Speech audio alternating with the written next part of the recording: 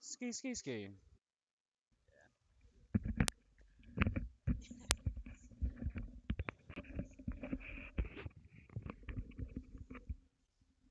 I think we want it like this way. Okay, cool. Hello? Hello? Ski, ski. Hi. Sorry. Yeah, we do gotta be loud because you want to hit it to where it's like almost in the yellow but not clipping. Oh, okay. I probably need to talk a lot louder. Yeah, 'cause you hear me yelling and it wasn't clipping still. Yeah, yeah, yeah. Oh, yeah.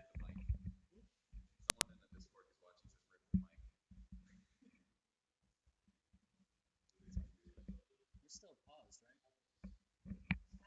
Maybe not. You guys are live. Oh, Oh, well, hello. All right, go ahead and get started.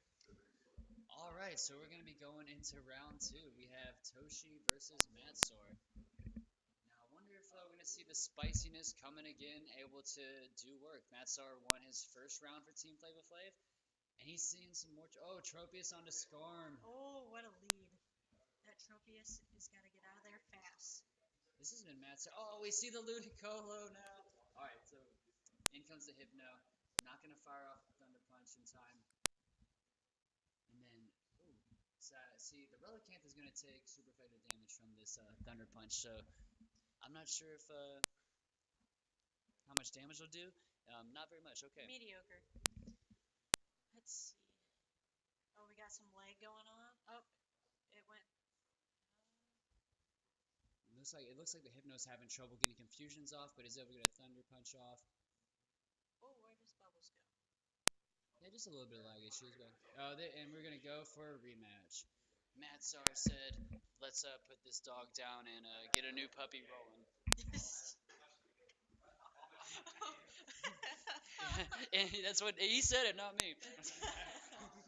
All right, so we're going into game two. Matt Sauer has been doing well on hitting these leads, right? Yeah, he's been on point today. We had the flag on going into the Probo Pass, yes, or in the first round, and that the Hypno with the Thunder Punch. That's a precarious situation to get in with the Relicanth. Luckily, it doesn't do an insane amount of damage like a Thunderbolt would, a Wild Charge, but it still it puts a little pressure on him. I think we're also excited to see that Ludicolo come out though. Oh, yeah, I can't wait to watch it come out. I remember just when the European World Championships happened and just how crazy everybody went thanks to a certain someone named Taz. And let's see how we go. Of course, we're gonna have the same leads again. See some quick switching on one side. We had a little stall and just farming done. Yeah, some farming done by the Skarmy the first round. We'll see if that happens again.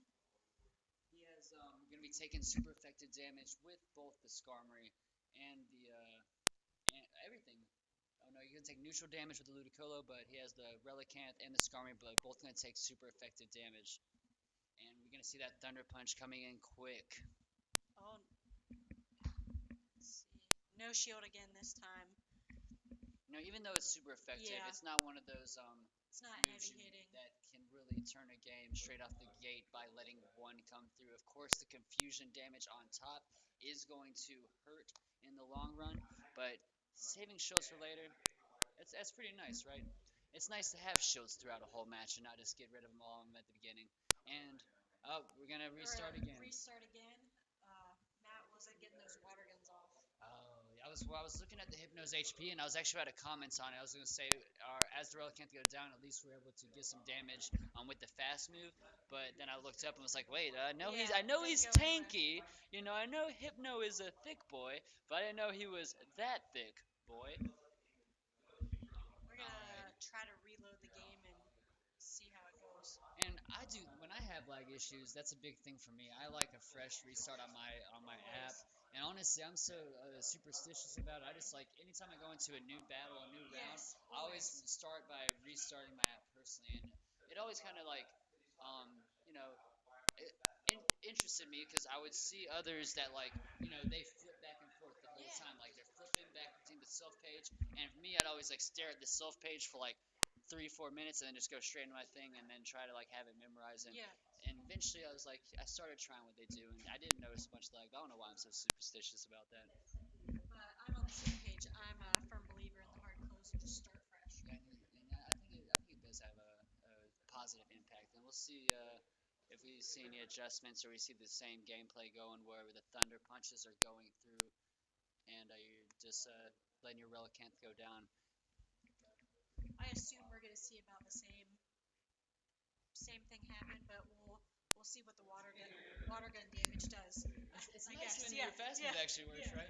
You can actually get to a charge move too. I was curious. It's like, wow, Yeah, another I thunder was punch. like, that's taking a lot longer than it should. I guess that's my fault because I was just looking at the team for the aces, and I wasn't looking at the right part of the screen and noticing like, hey, hello, Hey, what's going on? Earth control. We don't have any water guns going through. Hello. All right, All here right, we go we're again. And we've seen this a little bit today. We've seen some Tropius versus Skarmory leads going down. And we're off to an instant switch and Thunder Punch farming. And of course, again, we're going to see some farming and now some trouble switching. So we saw he tried to switch about 2 or 3 times before being able to. once again we're gonna have this thunder punch. We're gonna let it go through, and then Start chunking. there we go. Look at this. Finally getting to the Aqua Tail. See, that's what I expected to see when I looked up last time. There A we go. Hypno that wasn't at 90% health still. Much better. All right, you're gonna force the shield here on the Hypno, and yep, it is going for that thunder punch again. Over farming, saving some of that energy for the future. And I think it is smart to protect the Hypno a little bit this round because, to his knowledge right now, he has 2 Pokemon Yeah. that are taking super effective damage from the Thunder Punch and also not being able to press the Hypno with super effective damage. Yes. So I think if I was in that situation, I would do the same where you invest a little bit. I think he's going to try to farm down here. Oh no, we're going to get off a charge move and make sure we don't die to water guns. I think he would have been able to survive, but it was getting a little close. And then, they bring in the next Pokemon, instantly faint you, so it's a hard line to walk there. Yeah, you don't want him to be able to farm too much. It's just a fine line. And we have a Thunder Punch coming in. Again, super effective, but not going to KO, but he does shield for this one. And has tons of energy on the Skarmory as Yeah. he continues to farm. J farming all day. All day, getting that farmer's tan.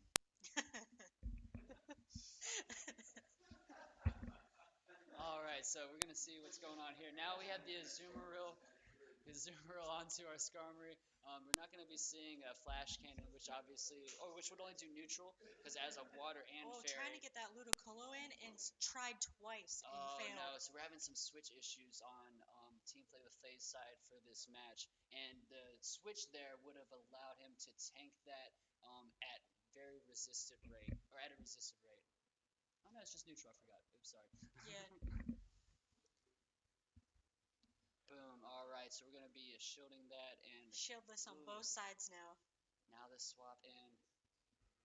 Let's see if we can get to an Ice Beam before an Aerial Ace comes out, and we are unable to do that. I think we're gonna survive this, but I don't have as much Ludicolo experience. But I don't either. I don't know. Survive this, and we fire off the Ice Beam. Yep. All right, so let's get. Oh no! Oh! So close. What I talked about earlier was when we did the team switch, we had Razor Leaf Tropius to start, and now this is an Air Slash Tropius. So you saw the chunks. It was able to chunk it down there, and it's also able to get to his fast moves faster, or charge moves faster. So seeing the difference in play style of a Tropius, and that was pretty big on our Cyber Team Flavor Flav. But does not matter because the Return of the Aces are still going to be able to pull it off. But wow, what a little nail biter there. Just able to get that move off. And I was curious. I was like, are we going to see that other variant for the Tropius? And it's exciting to see. Let's see how they adjust. Hypno is really strong. Yeah. For the last match. And of course, we have Toxicroak on Matt's side. So, bring that Hypno. And if you were to line up against Toxicroak, that would be big. But I don't know if we're going to see that Toxicroak in this game. So are we split 1-1 now? Or I think that was the first game Or and it was just it kept first? lagging. Oh yeah. It just kept lagging repeatedly, and now our score is 5-5. Yep. So we got game one going to the Aces. You see Toshi deep in thought. All right, and without the adjustments, I still think I'm sticking with Hypno, and it looks like that's what we're gonna see. With the Air Slash Trophy is coming in again for the lead. Will we see a Skarmory lead again as well? I'm expecting the same. Oh, it is the same. It is Yep. the same. And we've been seeing that often today where both players elect to pick the same lead. Go with what they're comfortable with. If it worked last time. Or if you think you can make it work this Yes. time. Yes. All right. So we're back where we were last match. We know this story, right? We're gonna see Thunder Punches. We're gonna see him connect. Let's see here. Yep. There goes the first Thunder Punch, and then an Aqua Tail soon to follow. Oh, overcharging and deciding to go for that ancient power. Ooh, What if he gets the I'm boost? saying. What if he gets the boost? You know, you love to see it. Oh yeah. That Or boost, you love to see it, but when not it's this not time. against you. Of course. And when you, especially when you still got some HP left. I'm Yes. like, that was we got the boost on the Togekiss earlier, but too bad he didn't have like 20 more HP Oh, or for something sure. to be able to actually enjoy that boost. But he survived 2 Razorless. Probably would have only survived 1 Yeah. without it, and got those extra charms like you mentioned. But we're back still on this matchup. This is a slow match. This Hypno versus Relicanth. Yeah, they're surprisingly tanky. Even Of a taking match. super effective Yeah. damage as a Relicanth. Thunder Punch, of course, not being one of those nukes. They're one of the fast-hitting charge moves that you send repeatedly. If you don't have something like Confusion, that's a little slow. So Hypno is able to take it again, and in comes Skarmory, getting a little farm Getting ready that farm going. and the Azumarill as well. So we're seeing a lot of the same matchups we Yep. saw in the last game. We have was it Even Shields, and now we do see a Flash Cannon this time, which is going to be neutral damage, but still is going to hurt. And there we go. Swap into the Ludicolo, and an immediate swap into the Tropius once again. Almost a replay of last round. And that is going to be a Razor Leafing Ludicolo, so it's not going to be able to threaten too hard with the Ice Beam. And look at that, Tropius just farming. Exactly. He's not going to need. He's going to need to use a shield. Yep. And he's not going to need to use his energy. So going into this next matchup again, it's going to be locked and loaded. It's the Tropius in the back, so you don't want to allow it to farm too much because you're locked into that matchup. It is exactly will be a Skarmory in little the back. better Yes, though. I know what you're. Yeah, the Skarmory is able to sit there and take the Skarmory able to sit there and take anything the Tropius has to throw at it. If you've been along this journey throughout season 1 of the Self Arena, you remember the infamous Tropius versus Skarmory, the Skarm farm technique. So we're seeing that come into play again.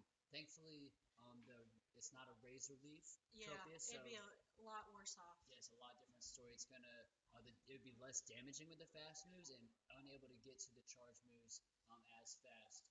It's still not much of a threat, but it's a little bit better of a situation. In a lot better position. So it looks like we have a Leaf Blade coming off from our Tropius into the Skarm. Is that going to be able to feint at this range? It is not. And now we're going to see another an Air Slash this time coming at it, and it's going to go through again. And the Skarmory is still over there farming, just farming away. It's got its trailer. It's got its barn. We got another air slash by the Tropius. He's been up since 5 a.m. farming. All right, so another air slash from the Tropius, and like we said, just the difference between Razor Leaf and air slash is really helpful in this matchup. Oh. And he's gonna just not use any bubbles. Doesn't need to. This Tropius is gonna go down for us. I think we're something. Okay. I think we're lost. All right, here we go. Sorry about the lateness there. Our main monitor went down, and we were actually watching the stream on a different computer that's 20 feet away and commentating. So here we go. Round 3. So that must mean Team Flava Flav Matt took it. pulled it off. So we're tied 1-1 again. We'll see who can adjust and pull out the win for game 3. And it's gonna be exciting. I wonder if it looks like least on one side, we'll see a switch up as far as the lead's concerned. Everything else staying the same. No? And then on the other side, we finally see a switch up into the Relicanth, and as a rock type, will be able to resist the flying fast move, but he's gonna be able to get to those. Okay, oops, I forgot he switched to Zoomer. I was thinking Tropius again. Oops. Yep. I was over there talking about the Tropius matchup. Oopsie. All right, so we got a Zoomer going in on this Relicanth. That Relicanth's gonna be going for those ancient powers, and then your Azumarill's going for the ice punches. And the Zoomer or the Relicanth will be resisting this heavily as both of its or as the water resists it. And you really don't want to go for Aqua Tail at all here. It's just not going to do anything to one of the No. tankiest dudes in the Great League. At least with the Ancient Power, you have that chance at a boost, and you're not getting ultra resisted by a thick boy. Yeah. All right, we're going to see another Ancient Power. I expect to see a no shield again, and I Oh. am wrong. So we're going to invest into our Zoomer a little more. Oh, and we got the boost. Dat Boy Muck has to run across the room because he cannot handle the boost. And so boost, there it is. Let's get going. And we got a Hydro Pump coming in. We're gonna, as you see so often, an investment into a freshly boosted Pokemon, and definitely a good call there. As the Hydro Pump at that range will probably still KO it, even with the boost. I think Azumarill's just gonna take this ancient power. Ancient Power, and it's gonna KO at that range. So that boost probably able to turn the tide of that matchup because Definitely. we don't see enough damage to take out that Azumarill without it. And now we've seen this matchup last time, but remember how well it took the Thunder Punches before? It did. I think it could still take one right now, and I think you're right. confusions that it takes to get there. So we're gonna see him Swapping save out. that out or save that for later.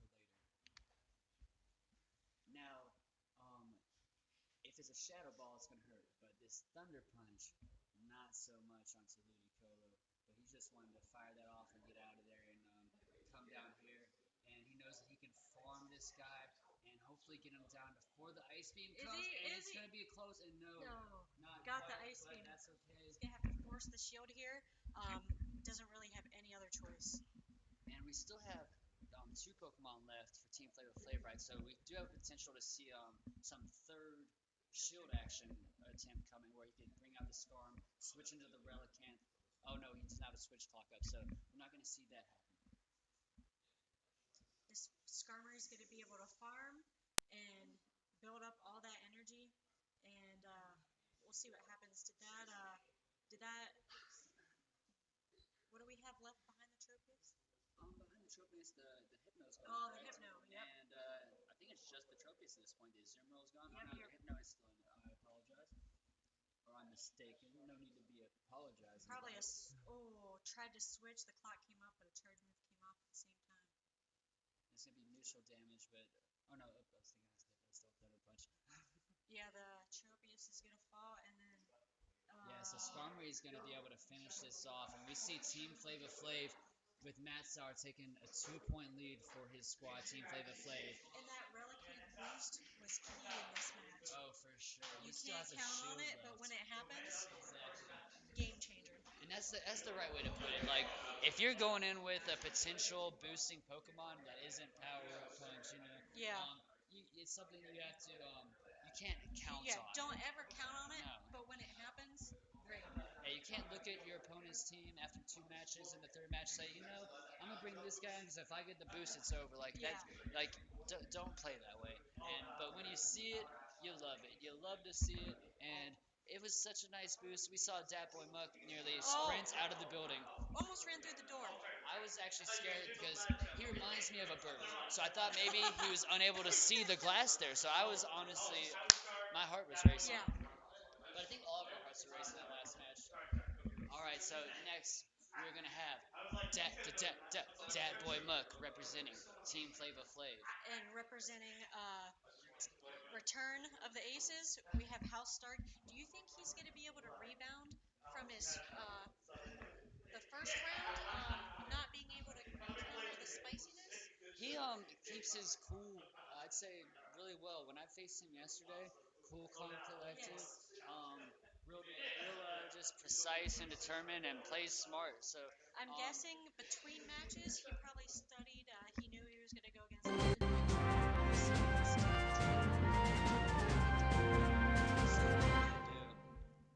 yeah, do his thing, just compute it the way he does and execute it perfectly. and not facing the off meta champion. He's facing stuff that he's probably Yeah. more used to seeing. Yes, which is probably an advantage for Stark. Oh, for sure. And let's see what he decides to bring. So for Dat Boy Muck, we have his team right here.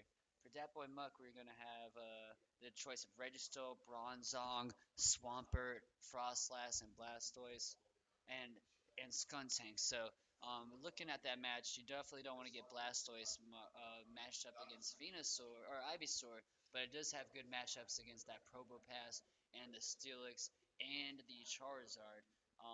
So we could see a potential Blastoise sighting, if you ask me right here. I like the Frostlass for fighting that Heckin Lugia. Yeah, definitely. And he played really well with it the first round as well. So if he's comfortable with it, could be something he's definitely considering on bringing. It's one of those high risk, high reward moves. Definitely. Like I said earlier, I love having the comps that have a combination of the tanky, thick boys, and girls, and then also those glass cannon spammers, those shield pressure like you see on how Stark side is, that one-two that does the same thing. And then over on that Bug's side, the Swampert that does that, as well as the Frostlass. So he's got a lot of those Pokemon that can spam, but he also, like I said, has the potatoes in there. There's still the Skuntank and the Bronzong. So Yeah, he's yeah. got some talents to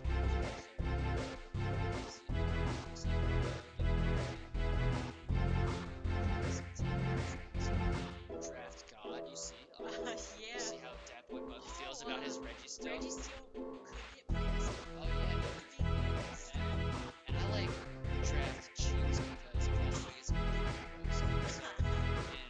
I really just enjoy his name, Draft Yoshi. I guess takes this kind of the reference there, and Swampert, of course, with a very Shrek-like face. He just looks like an ogre with fins on his head. So.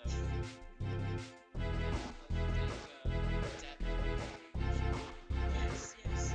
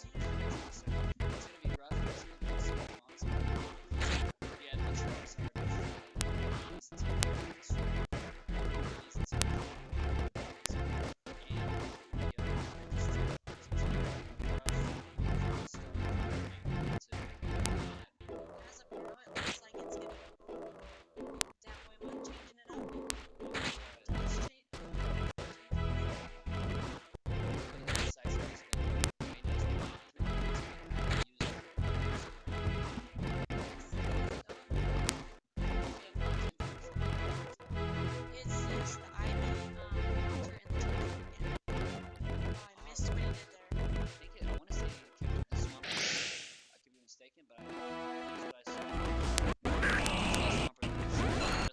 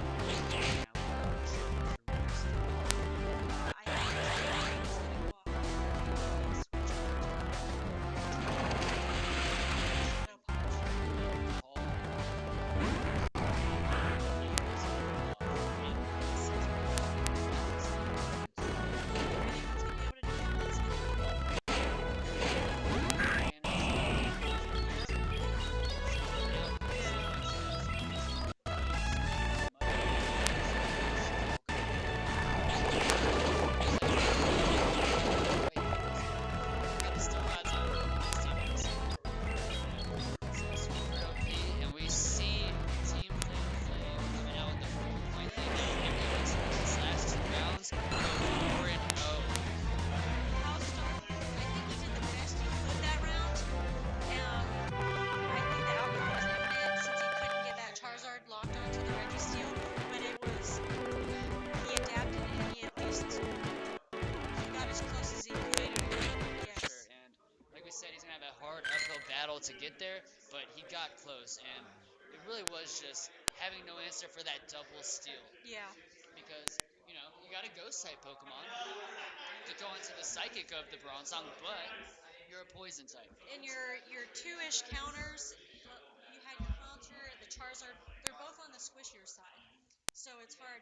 Do you double one of them up and let one fall, or do you try to split your shields? And That was a rough it's matchup. a hard Charizard versus situation. the Bronzong. Even Yeah. though you're getting that super effective damage with the Fire Faster, you're a squishy flying Fire And Blast. those confusions are hitting hard. Exactly. So we saw them have to play it differently the second game, and that matchup of the Charizard versus Bronzong, in an attempt to try to have some extra left over for Charizard to help it Registeel, and really just the team comps were a huge disadvantage for House Stark Yeah. here. He just, like we said, the double steal was really hard to come back from.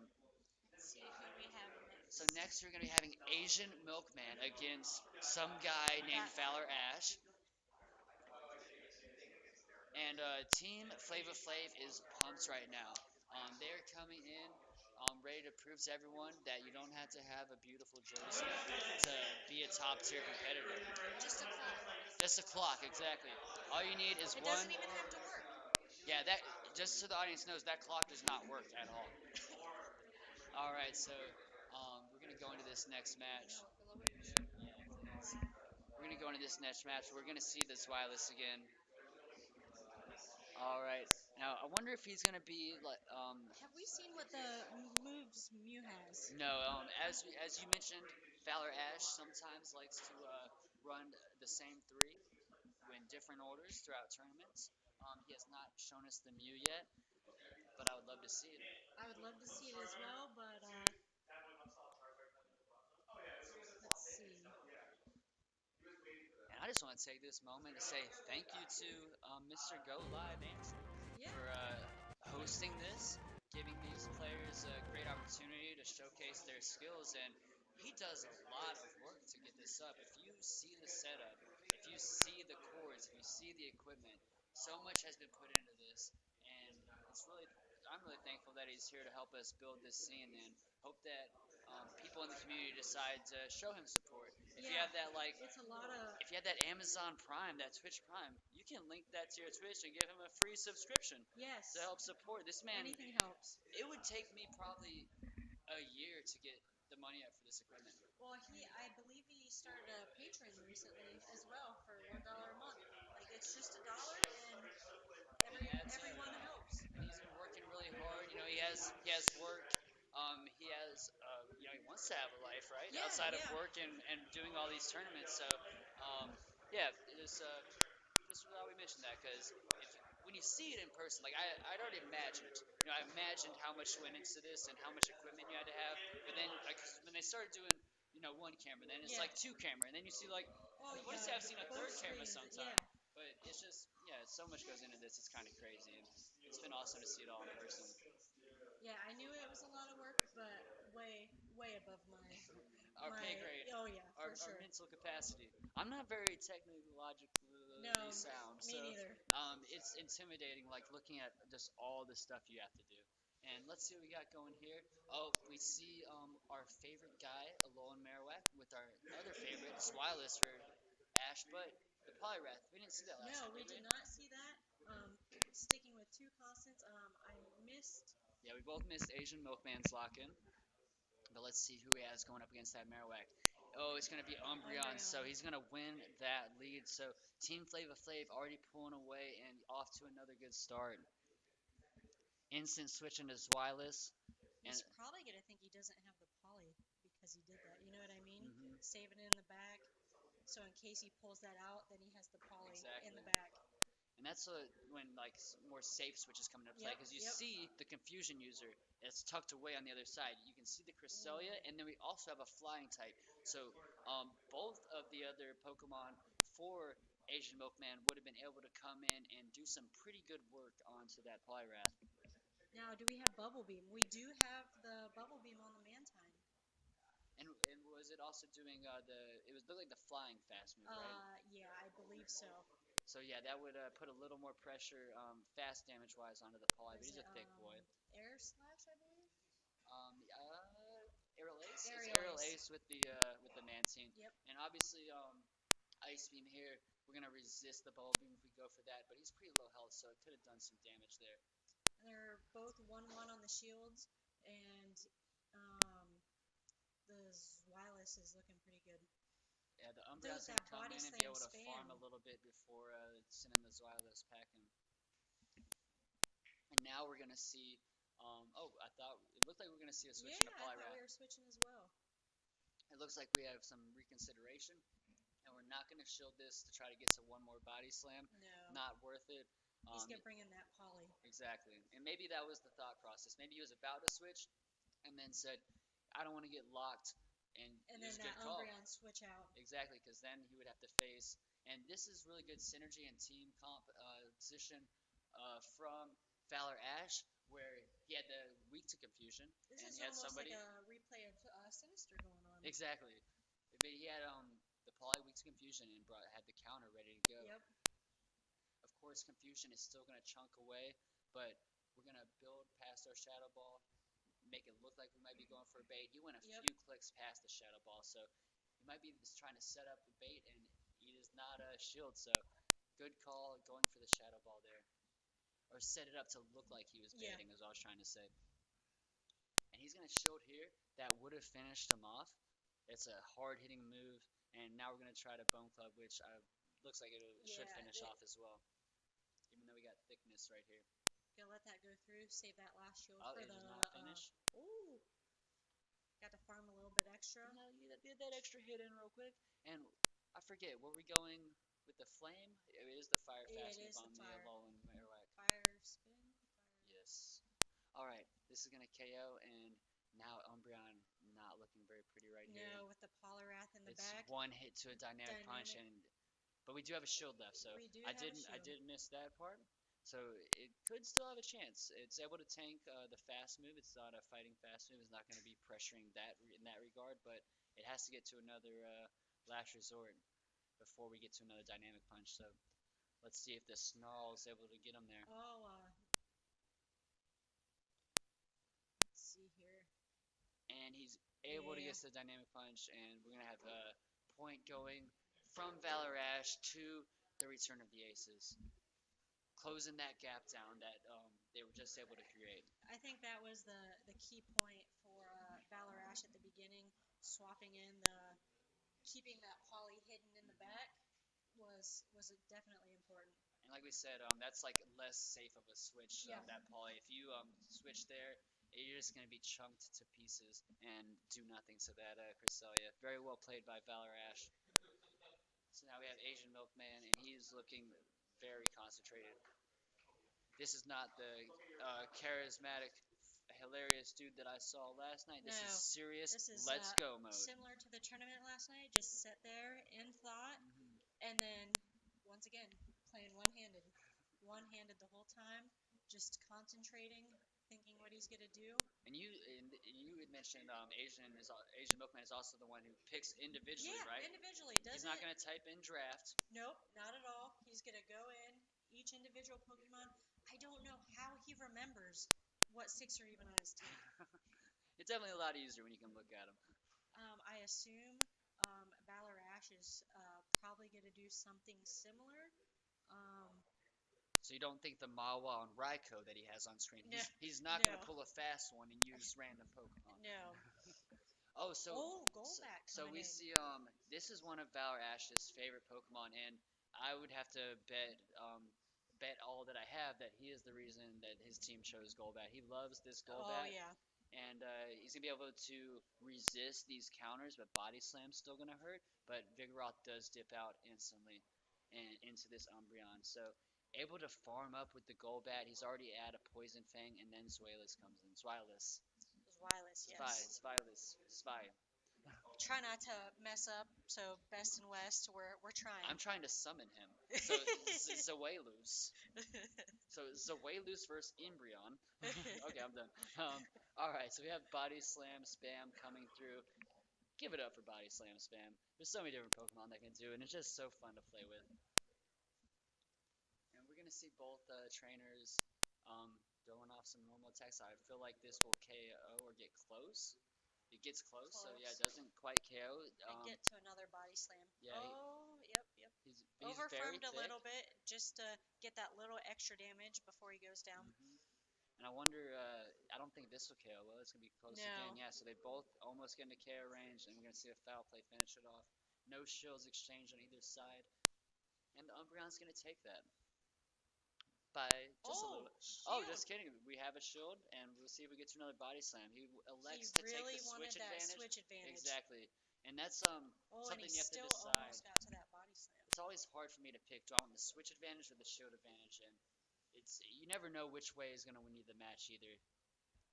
So Bat comes in, the Golbat. He's almost at Shadow Ball. And another instant switch. And this, there's no real huge pressure that the man team gives the Golbat with any type of super effective damage. And we're going to get one shield automatically and probably go try to nuke after this. So Wow. do you double shield here? This is always one of the worst situations for me is when I do get baited and you like, just know. You know that the nuke's coming, but it's like, yep, he's going to decide to use both shields there. So, like I said, always a tough decision to make. And once you get God, it's like, dang, I can't let this go through.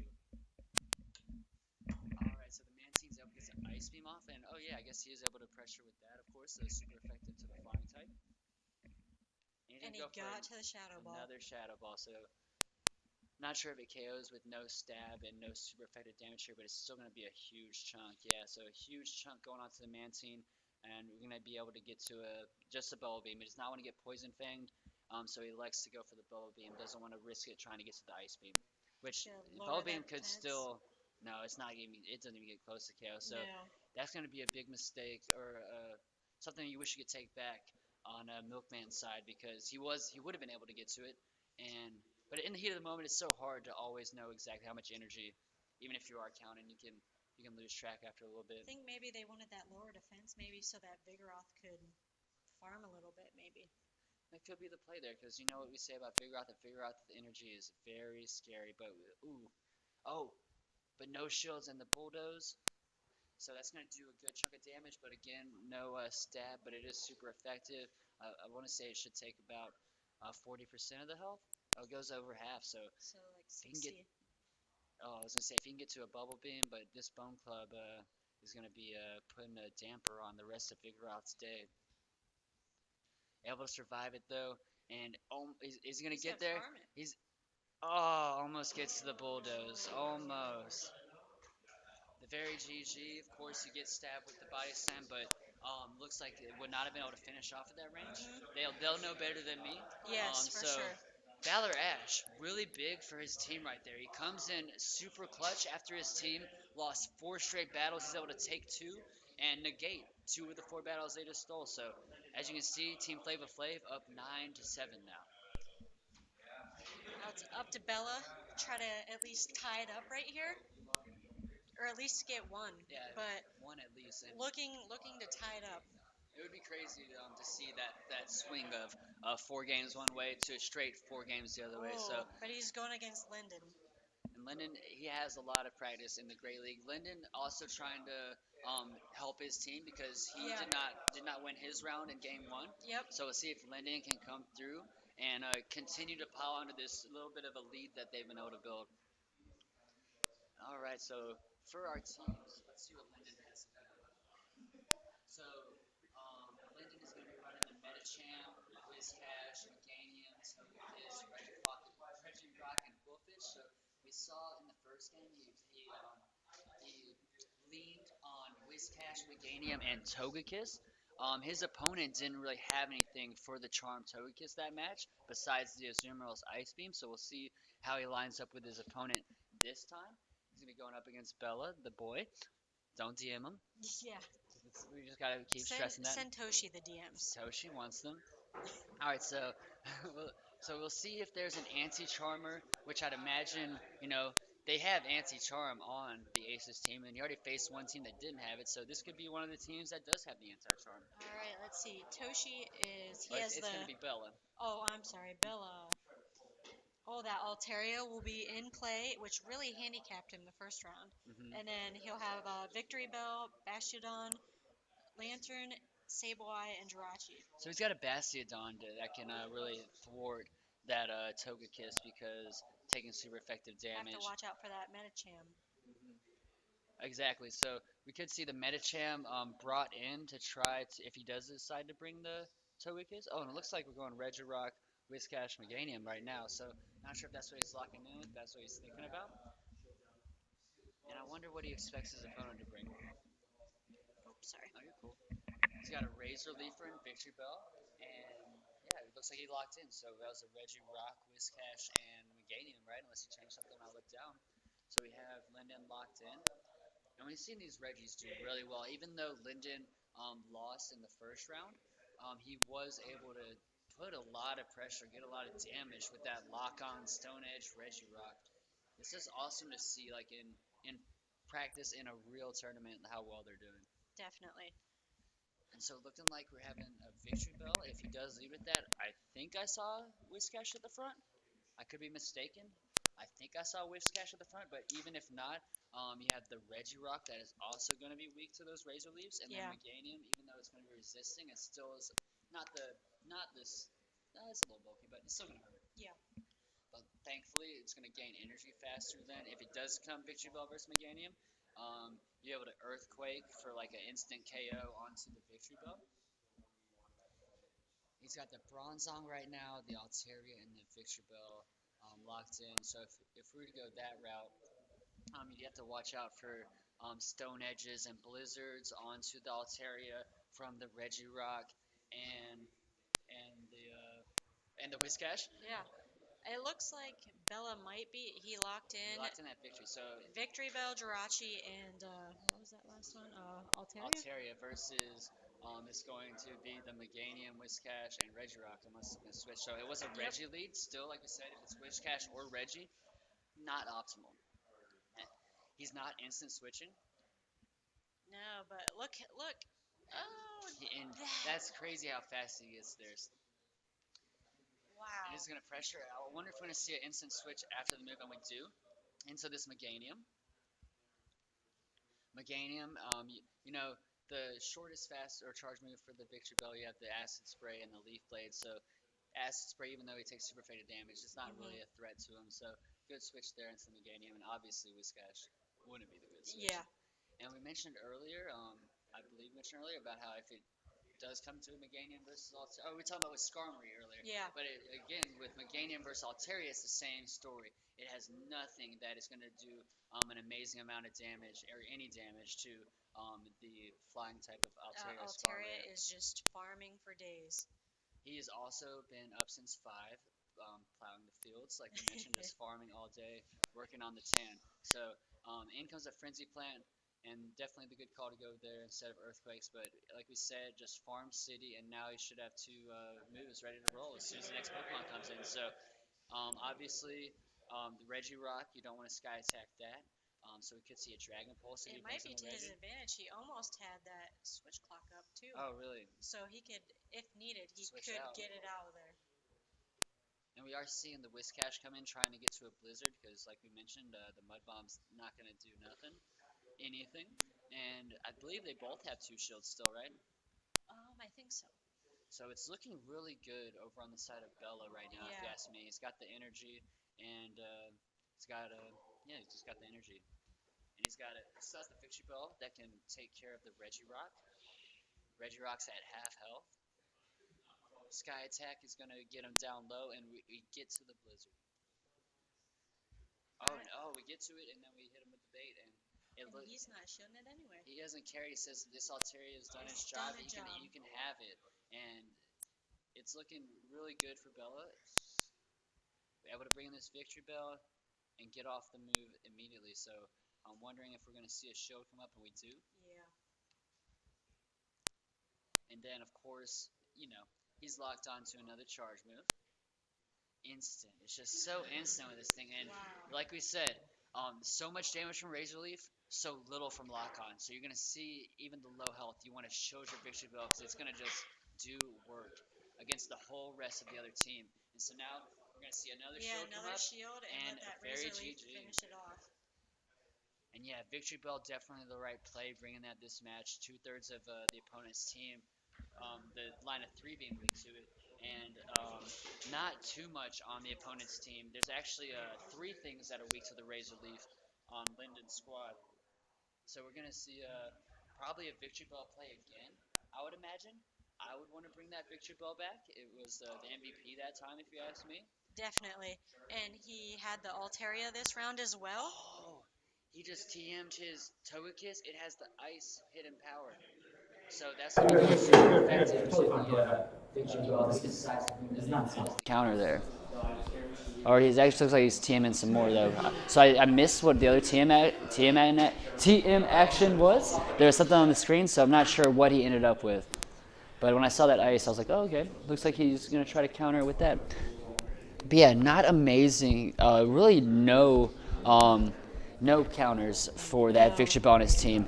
Maybe you got the Psychic on the Medicham, and you got the flying fast move or charge move of the Togekiss. So I'm curious to see what ended up happening and with the TMing of the Togekiss, because that really could be his only saving grace, as a fool, like trying to counter that Victory Bell with one Pokemon. Exactly.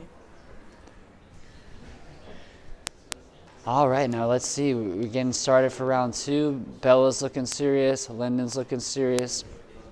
Let's see if what kind of adjustments they've made. Obviously, you wouldn't sit there and TM your Togekiss if you didn't plan to bring it in. So we'll be seeing that in. Yeah, I imagine. He's even got a victory bell on his side just to just to remind himself. It like, threw me off at first. yes. What You're is like, going on? What in the Did Bobby? the screens get switched? No. Yeah. So he's just, I would imagine he has it up there just to remind himself, like, yo, don't forget about this thing. Because, and just remind himself, because, like we said, half of his team, 3 out of the 6, not going to be taking Razor Leafs very well. And then 2 of the other ones still don't take them that well, you know what I'm saying? Yeah. So, Victory Bell, really a great pick right here. And he's still going in with the Regirock and the Meganium, so we'll see what we elect to lead with on the other side. If it's going to be one of our Meganium counters, which would just be the Altaria as our hardcore Meganium counter. If you bring in the Jirachi, of course, we're going to resist the Fast Move and the Frenzy Plant, but the Earthquake will get wrecked. It will make us get wrecked. Yes, get wrecked. It will do that. He's definitely considering bringing that Bastiodon in this time, which would definitely be a good call if that Togekiss is in. Exactly, and we're gonna see what the difference is in this new Togekiss, but Charm or the Ice Hidden Power, they both are gonna be resisted by the Bastiodon, as well as the Charge moves from the Togekiss. So, like you said, really good call there. Now we're seeing an even bigger switch. So, we said, like I just said, like we're gonna want to bring this Victory Bell again, right? Yep. Looks like, what do I know? Maybe he's thinking Lyndon's like, man, I gotta overcompensate for that Victory Bell, and maybe it'll give room for that Sableye.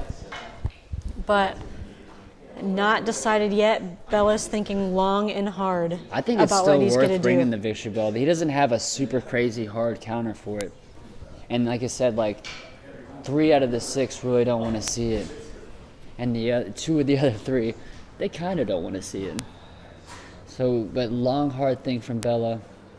Lyndon's like ready. He's like, let's go. If he's anything like me, he's over there like trying to recite what he has in the back. Yeah. Because if you sometimes you lock in, then you wait 3 minutes. Yeah, And yeah. what happens then? You start the match and you lose like, the oh no, lead, and you're what do I have? what do I have? And that can be huge in a match where you lose the lead, it's been 3 minutes, you're like, and so you push the button and you either have to sit there and stare at the screen, or you have to make a split-second decision that could cost you if you. And pick Lyndon's the wrong over there way. like, man, did I choose the right ones? You know, second Yeah. guessing yourself. That's the You're worst for me, locked in. too. You're like, he's over there changing stuff. I don't like, know how many times I've been playing someone remotely, and in the 2 tournaments we did remote, where I had locked in and I'm sitting there, and then back of my head, there's just like this explosion of thought where I'm like, Yeah. oh my god, this Pokemon could wreck me.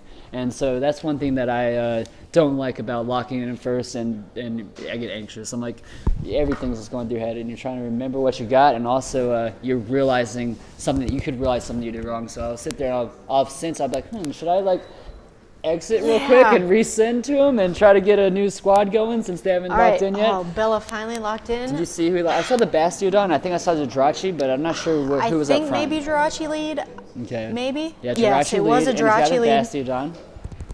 So like we mentioned earlier, the fast moves and the first charge move from Meganium, no problem. Yep. But the Earthquake. So we'll see what kind of mind games we have going. If he's going to try to lead up to the Earthquake, then shield bait, or if he's going to try to just go straight with the nuke.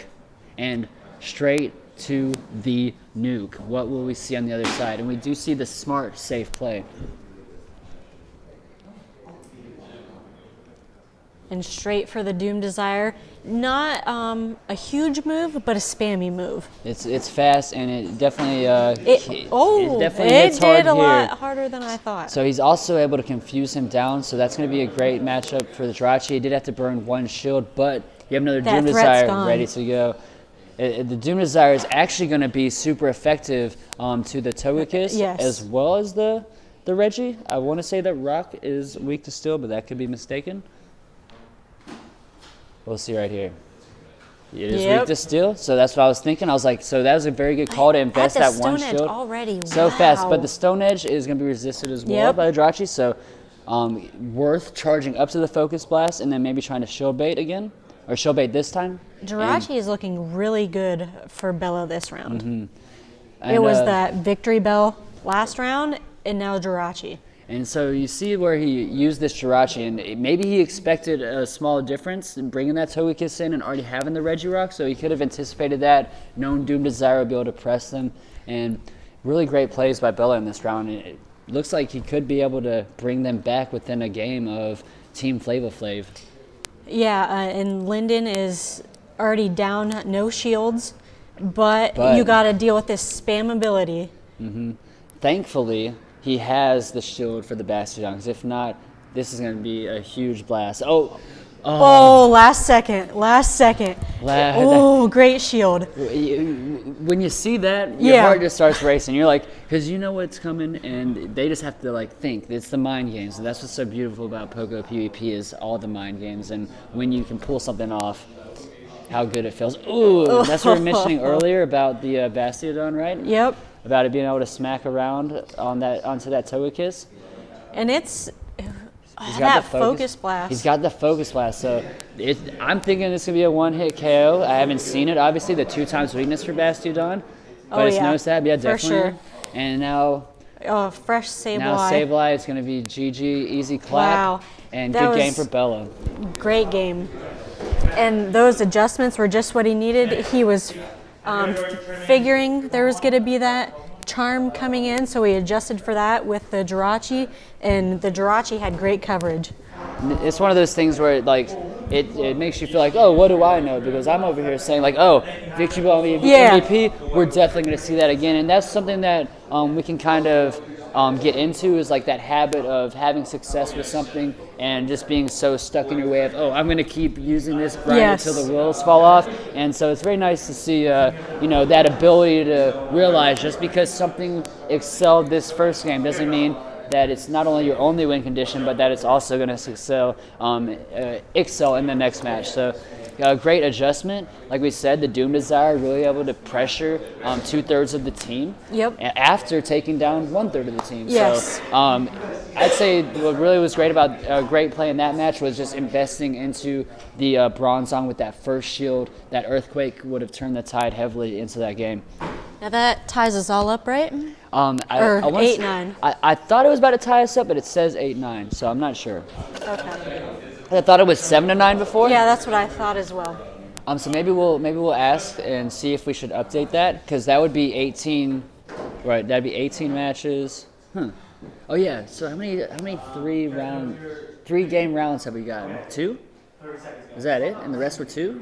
Because that would. I don't recall. My memory retention We is could not be that great. off. Maybe it is 8-9, but we'll just go with that now. All right. Either way, it's close. It's anybody's game. So for the third round, was the third round the one where you switched with your own? No, where you have one random Pokemon that's not picked by anybody and you're able to use it? I think that's what the Let's third round see. was. Let's pull it up I'm gonna here. pull it up real quick. Format. All right. Round 3 can include one Pokemon not drafted on one of the teams. And the Meowth not shiny on the left side of the screen, so you hate to see it. Yeah. You want to see that sparkle. Do you think they're gonna opt to pick something up, and Thank you, sir. do we see holes on anyone's team that they might be able to utilize another pickup? It's really tough because it all depends on what the other person's bringing. So It's I could true. see like neither team bringing a new Pokemon. If I was to pick one person that might be like super enticing, you never know about Matt Sauer. Mm-hmm. He could have had like he could have had like Noctowl, the 7 undrafted Pokemon, Noctowl for Linden, All right. and Wormadam Trash for Houseturf. Ooh. All right, so if you didn't hear, King just told us that Linden is going to be using Noctowl. Knocked out. And then House Stark, Housetark, Wormadam Trash. the trash form, which is my favorite form because it's trash and I am too. So that's like my favorite joke. But I just like Still types. That's why it's my favorite. And it's pink. Hello. Yeah. All right, so I was really excited when I got my Wormadam. It was banned during the Jungle Cup. It was. So, of course, I wanted to use it. I already made it. So I was like, how can I get it so I can actually use this thing? I was like, oh, let me just use all the banned Pokemon. Yes, My friends. yes. So, it was fun to see the messages after that.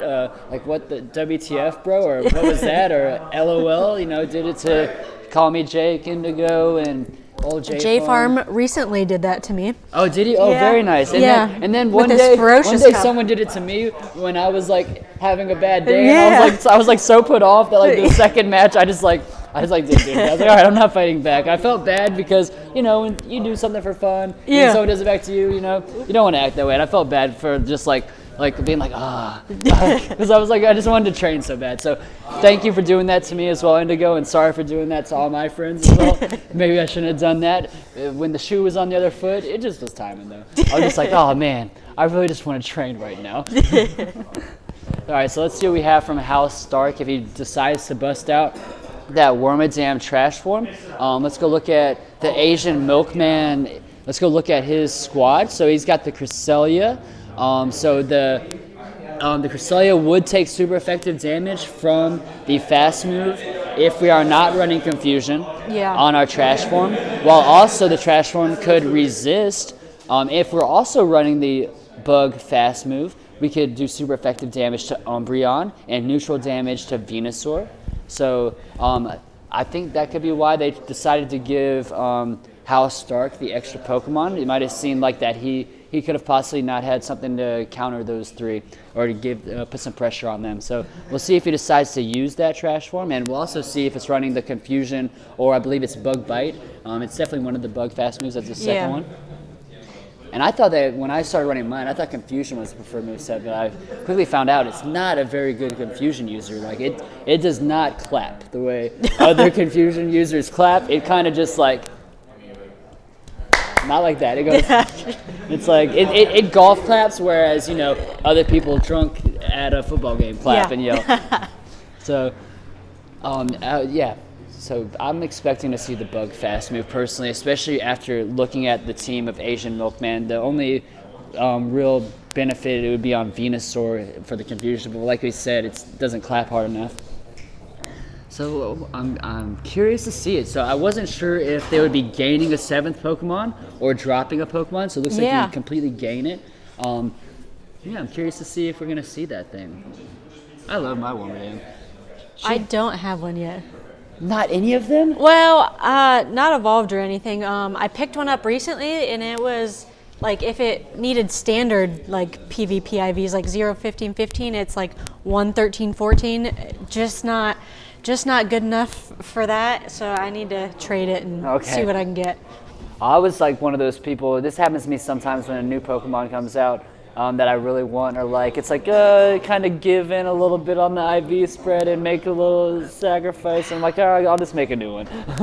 Yeah, I forgot I covered my mic when I said that. I was about to sneeze, so I was like covering my mic because I was like sitting there fighting to sneeze for 30 seconds. So yeah, sorry if you didn't hear that, but yeah, I don't have the best IVs in Wormadam, but not terrible. But I just love Steel so much. Looks like we're about. All right, so it looks like we're going into the next battle.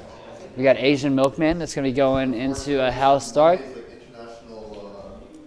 Like we said, we're looking to see if he brings in that Wormadam, as it does well against a lot on his team. All right, we got the green hair don't care coming in from Asian Milkman, looking fly in his Instinct outfit. We got the Jirachi from House Stark. We got his teammates by his side giving him advice. Asian Milkman's like, I'm riding solo. House Stark, this is a good time for him to like pick up the pace. Hasn't done so well in this draft format so far today. So this is a time to turn the tide for him and get some points on the board. Yeah, for all we know, he could 2-0 this, and we could be looking at the aces coming back on top, 10-8 or 10-9. So Asian Milkman with his very cool pose that Niantic gave us from this last event, looking super fly with that outfit especially. The pose, just adds to it. It's going to be a lost lead over on House Stark side. We have the Umbreon going in. And instant switch, like we said, that bug faster, it is the bug. So as I anticipated, he saw that the bug fast move as well as having the steel resistances would probably be really good for his team against what he had to face. So I'm imagining that this matchup, as far as from their side versus the opponent on the other side, was the least in favor for House Stark. So they decided to give him the extra Pokemon, and I feel like it could be beneficial to them. I agree. The Bubble Beam does absolutely and it's nothing. so tanky. Exactly. And that's why it's just like not attack oriented. So like I said, don't try to be a confusion user with it. It's not going to gain energy very fast, and it's not going to damage things. But like we said, tanky, not attack oriented. So both Pokemon able to just tank whatever is thrown at them right now. See another Bubble Beam coming from the Asian Milkman. So not attack oriented anyway. Already like being Bubble Beamed down, not doing much of anything. And I think we'll survive this as well, just barely. So not seeing a shield coming through. Well, not even just barely. It only took about half the remaining health. So wondering if we'll be able to, and we do. We get to the fast or the charge move, and even though I think it's going to be resisted. I know water resisted, but yeah, it's going to be not able to do enough. Nice little chunk. So this is kind of reminding me of that Hypno action we saw earlier definitely. Versus the Relicanth, where it's just like a really long, just a really long, drawn-out battle. So super effective damage coming into the Bastiodon. It looks like he's going to tank it. It's going to tank it. It's just the Bubble Beam, Just the but Bubble Beam. Dropping that attack Exactly. on the Probopass could be a game changer. And I forgot that throughout the whole last little matchup versus Wormadam, how much it was dropping the Yeah. attack. So It was even worse than normal. yes, exactly. So here we go. We have the Probopass onto the Umbreon. We might be seeing a restart. We got some lag, but we don't not They're sure yet. talking it through, talking at the same time. It lagged and then auto-fixed. All right, so we got. Well, it looks like we're just going to keep playing right now, to my knowledge. We got Body Slam coming through, not doing much at all. And we're going to restart this matchup. Yep, we're going to restart. There was lag auto-picked for, I believe, the Asian Milkman. So we're going to do a fresh scan and go over again. We've seen some weird lag stuff going on recently. Since the last update, things have been sketchier than normal. And when things already started off kind of sketchy, that worries you. But Yeah. So for one instance, yesterday during that tournament, 7, what was it? Oh yeah, we fired off a charge move. It lagged for a good bit, and then it went through, no damage at all. Yeah, it went through, no shield used, but no damage taken from its opponent. And you can either. see that sometimes when someone does a switch after taking a charge move, how it doesn't show the damage while he's switching, but when it comes back in, Yeah. the damage is there. It wasn't like that. And then for me the other day, I pushed a shield, then lagged, and then the shield didn't go through. So we've been seeing some lag issues recently, and we'll see if it gets any better. Of course, you got the same leads. Same leads. So we're going to want to switch out on the Lugia. Instant switch into that Wormadam. And we see him being safe again, like we said. Yeah. If you do the instant switch just expecting them to do what they did last time, you can really hurt yourself if they don't. I think the Umbreon got switched out a little quicker this go around as well. So we'll see if we're able to, if that changes this matchup at all. Of course, the Bubble Beams are they're going to hinder this already not very attack strong Pokemon. Just going for those Iron Heads, just getting them off.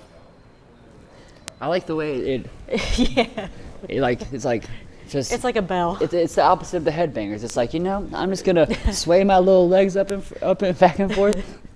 All right, but yeah, here we go again. You know the story. Bubble Beam. It does not want to take much damage from these moves, so he's gonna sit there and debuff them.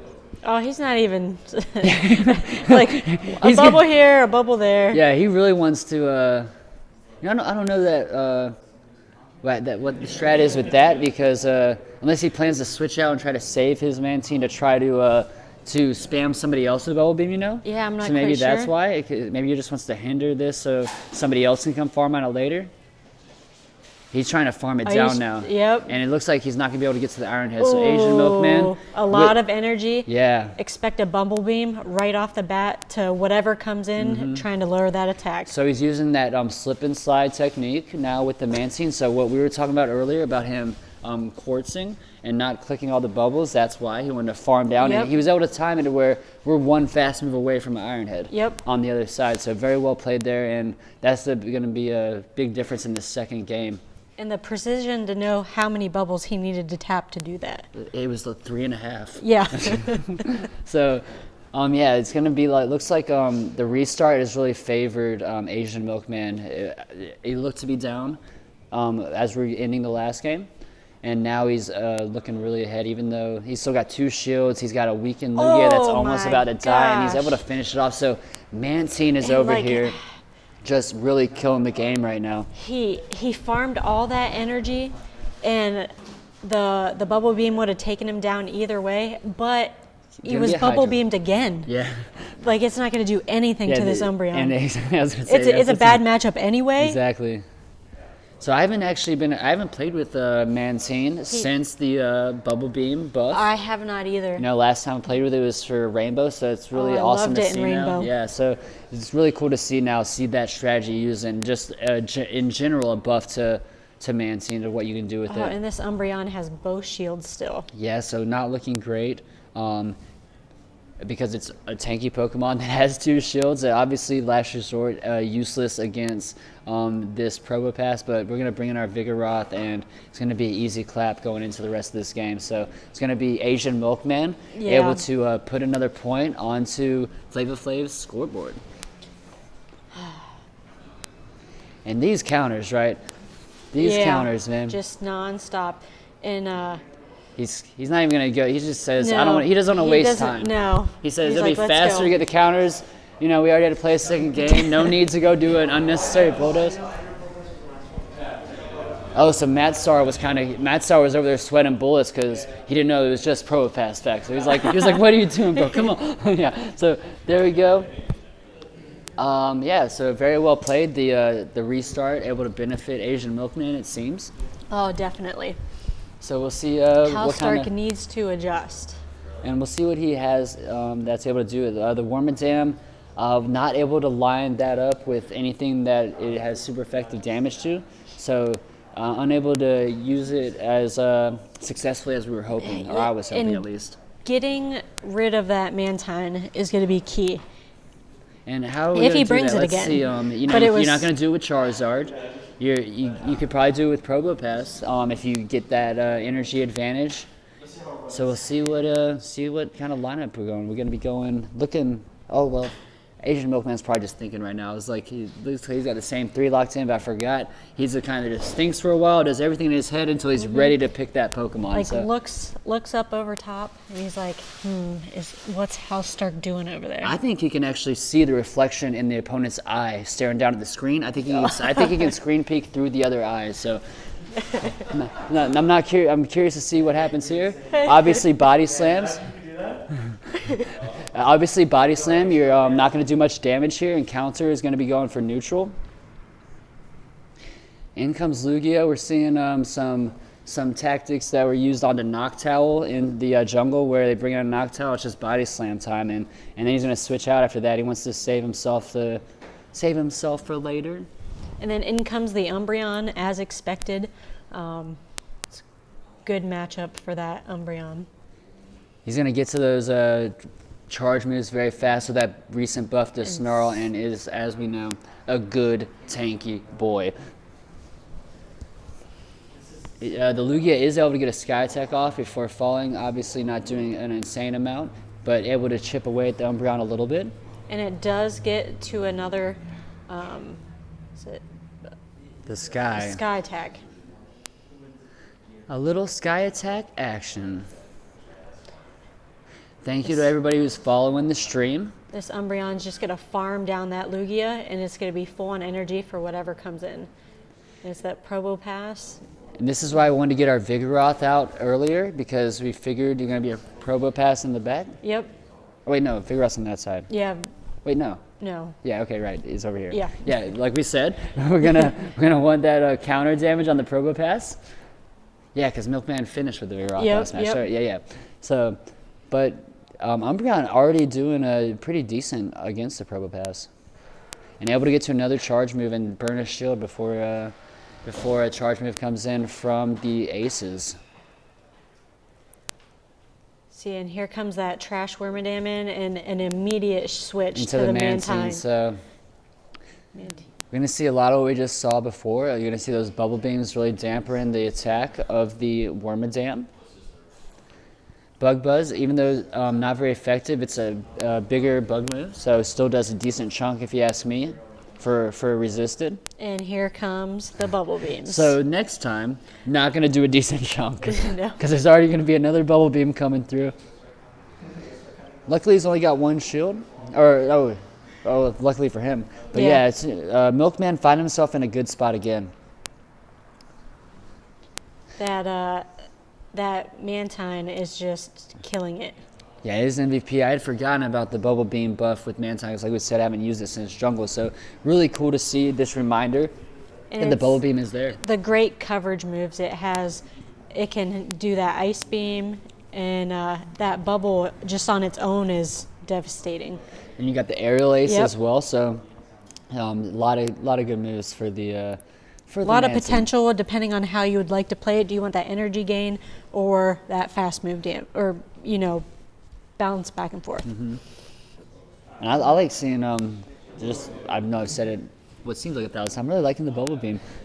It's been cool to see used very often in the Ferocious Cup, and I can't wait to see the next time Mantine's available because I'd imagine they're gonna have like a flying type. Yeah. Like they had land creatures. I imagine one cup eventually they'll have like flyers and sea creatures. Maybe. Ooh, So you can that see would be some bubble fun. beam there, but there'll be a lot of bubble beamers there if they do that. We have some of the teammates over there that are just astounded by this strats going on right now. Like that. Understandably so. The Asian Milkman is playing that Mantine to the highest potential it has, and he's making great use. And I think he was 2-0'd by Valor Ash before, so it looks like, I Yeah. mean, if I remember right, so it looks like he's trying to come back with a vengeance. Very good games. Asian Milkman doing some work there. I think it's going to be 11-8 now, right? I do believe so. So I think we got 2 points there for the Asian Milkman. And who do we have coming up next? Let's see. We've already seen we've seen Linden and we've seen Asian Milkman this round. Have we seen Dat Boy Muck? I don't. I think we still have 2 more matches, right? So I think we have both Dat Boy Muck and Matsor. Asian Milkman, I haven't seen him smile since the last matches, the round started, but now, like I said, the charismatic, entertaining young man that he is over there having a good time laughing. Like instant relief. You Yeah, can exactly. see it over there. Oh, I know that feeling too. I think we've all been there when the pressure is gone and now it's like, All right. especially when you succeeded. So It looks like we're gonna have Toshi and Dat Boy Muck next. all right, so yes, looks like Toshi and Dat Boy Muck, so we're just gonna pretend it's that next. So looking at Dat Boy Muck's team again, it was the team that had the Frostlass, Swampert, those are the 2 nukers, the 2 spammy boys. Then we have the Registeel, also a spammy boy, but with some bulk. The double steel strat we saw him use earlier to Yep. great success with the Bronzong and the Registeel. And he's got an anti-charmer. And then he's got what I consider a spicy water pick. You don't see Blastoise very much at Yeah. all. Like I said earlier, it's not like as irrelevant as seeing a Feraligatr as far as Community Day starter water Pokemon. But it's still a spicy pick, maybe with some sunglasses on it, maybe looking fly. Yeah, and we have Toshi. He has the Quagsire, the Tropius, Blaziken, Alolan Muck, Azumarill, and Hypno. He's really liked that Tropius, Azumarill, Hypno line today. That's where he's found his success, and we'll see if he sticks with that strategy or needs to change it up to adjust. And he has loved that line. I haven't seen the Quagsire or the Alolan Muck come out for him yet. We have seen him also or the Blaziken. So I feel like he's just used that 3 I line do over and believe over. it's that same line of 3 the entire day so far. So yeah, we haven't seen the Quagsire, the Blaziken, or the Alolan Muck. Maybe we'll see one come out this time. Maybe the Blaziken going on to a Registeel possibly. That could be it, because you have to assume it's coming, right? Yeah, and then if you get caught against like something like a Frostlass, you also have the quick fire moves that come out very fast. So I see Blaziken maybe this being one of his best chances to use him. And let's see, he's got the Tropius to scare off the Swampert and the Blastoise. Toshi was running, I'm not sure if he still is, was running the Air Slash one though. He was not, I believe, we saw Toshi's Tropius second or first. I'm trying to remember. I think it was first actually now, and I think it was the Razor Leaf. It was the Razor Leaf. So I earlier. think it was Razor Leaf Yeah. actually. So disregard what I just said. But yeah, he really loves that Hypno, that Azumarill, and that Tropius, and we'll see what he does going forward. They're starting to do the QR code. We got Coach King in the back, getting stuff ready to roll. We got Joe checking what raid is going on. I don't think he meant to, but you know what I'm saying. All right, let's see. Oh, he's got to sign in? Okay, he was on an alternate account, I reckon. All right, so excited to see if we have the Registeel coming back in. Like we said, the Blaziken could be an issue over there, as well as the Quagsire. If it's running some Earthquake, it's a spammy boy the same way Registeel's spammy. So it could be some stuff to scare it off. That Blaziken looks just as good as that. He has to watch if that Swampert comes in. Exactly. Now. So what looks real good for him could open an opportunity on Dat Boy Muck's team. And what I would try to do to protect the knowing- Blaziken yeah, is bring in that Tropius as a bodyguard against that Mudboy.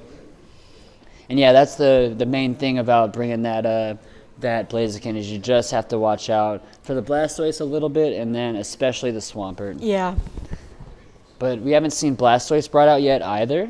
And it'd be cool to see that. For me, I would love to see the Blastoise brought out, especially if the Blaziken's brought out. But we'll see. It looks like we are seeing a little deviation from Toshi's main line that he's been running, if he decides to lock in this way. So yeah. that would be interesting for me. We're seeing a lot of what we've seen before from Dat Boy Muck. We've seen that double steal action looking really good, doing a lot of work for him earlier. Because, like we saw, just the Charizard able to counter it, and he was able to navigate the Charizard very well. So we're going to have a good lead with the Frostlass. I think it was the Razor Leaf, right? We're going to see instant switch. Not even going to see the Razor Leaf. Yeah. Into Dat Boy. He says, Dat Boy Muck, you got to fight fire with fire, a muck with a muck. So he's going to have to tank. Oh, not going to tank this Avalanche. Avalanche hurts. Like, even a Tyranitar. Yeah. Like, in the... What cup was I using that in? I think it was, I was using a Twilight 2.0. The Frostlass v Tyranitar matchup. If you don't want that matchup, but if you got the Frostlass with energy, the Avalanche just hurts anything, is what I'm trying to say. And if you noticed, Toshi's not running Acid Spray at all, just going for that Dark Pulse and a Sludge Bomb, Sludge Wave? Yeah, I want to say that it is able to get both Sludge Bomb and Sludge Waves, and it has like 3 poison moves, but I could be mistaken. I think you're right. I don't. Or maybe it was at its initial move pool. But that's Sludge Wave. Yeah, so that's the wave. A good call not bringing the Acid Spray, at least in this matchup. It's nice to reduce the defense, but when you're on an immunity tier to poison, it's not going to do much. But he's got the Dark Fast move. So. And he has that nuke move if needed, and Dat Boy Muck doesn't know that he doesn't have that Acid Spray. He could hit him with something big, and you're thinking it's just an Acid Spray. Yeah, he's just hiding it for now, and either way, kind of like what we saw with Poliwraths in the last tournament. With Valor Sinister. Ash. Oh, yeah, true. Yeah, even earlier today. Not even in the last month's tournament, today as well.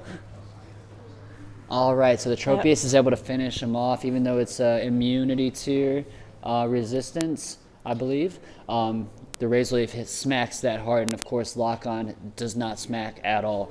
So I expect probably a switch immediately after this. You cannot tank an Avalanche, but at the same time, Quagsire can't really tank an Avalanche either. So I honestly might have spammed that real quick right there. But he does have a shield left. Could be trying to get that down, but he's not even going to have an opportunity. This is going to – I think it's going to KO. Yep, it's going to KO. shot.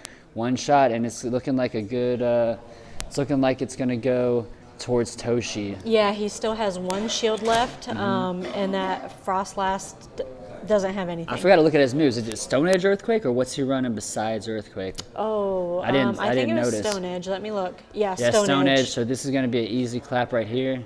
Probably the best coverage for him on his team, case of for the Flyers. Exactly. All right, so we're going to see Toshi, who Toshi in the last round, I think he got 2-0'd, I think. Maybe he got 2-1'd, but he's able to come back and get a point for Team Flavor or for Team the Aces, Return of the Aces. So many matches starting to run together. Can't keep them straight. Oh, I still got all 24 of my matches flowing through my head from yesterday. I'm over here having nightmares about having to face Valor Ash, then House Stark, then Toshi, Yeah. all in a row, right? I didn't sign up to come to this tournament and compete. Yeah. But yesterday during the Ferocious Cup, it felt like, oh, no. You're competing in the draft tournament against yeah. these fools. So, like I said before, lucky to take one win from Valor Ash and one series from them in general. Very fortunate. 1 HP is how I won the one series I did win. So very fortunate. 1 there. HP and a dream. Yeah. So this is tough competition. I've finally seen it myself now. I know I did all right. But yeah, let's see what we got going on here. We finally saw deviation from Toshi's favored line of 3 he's running, and able to pull off a victory with it. Yeah, and it looks like he might be locking in the same thing again. Oh, maybe not. Maybe spoke too soon. Sometimes you change your mind. All right, we're still seeing the double steal that has done well for Dat Boy Muck throughout this tournament. Wondering if he's going to switch that up too.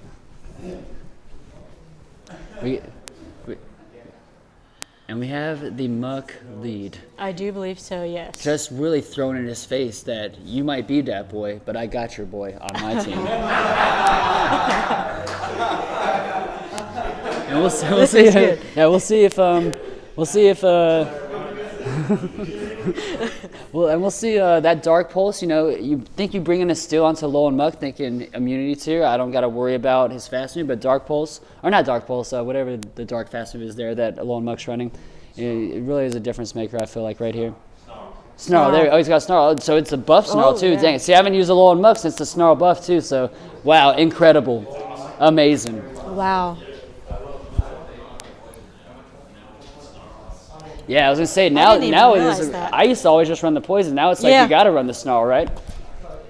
I feel like no matter what tourney comes up now, unless it's like nothing but fairies, you're gonna have to run Snarl. That Bronzong's looking to switch right at time. No.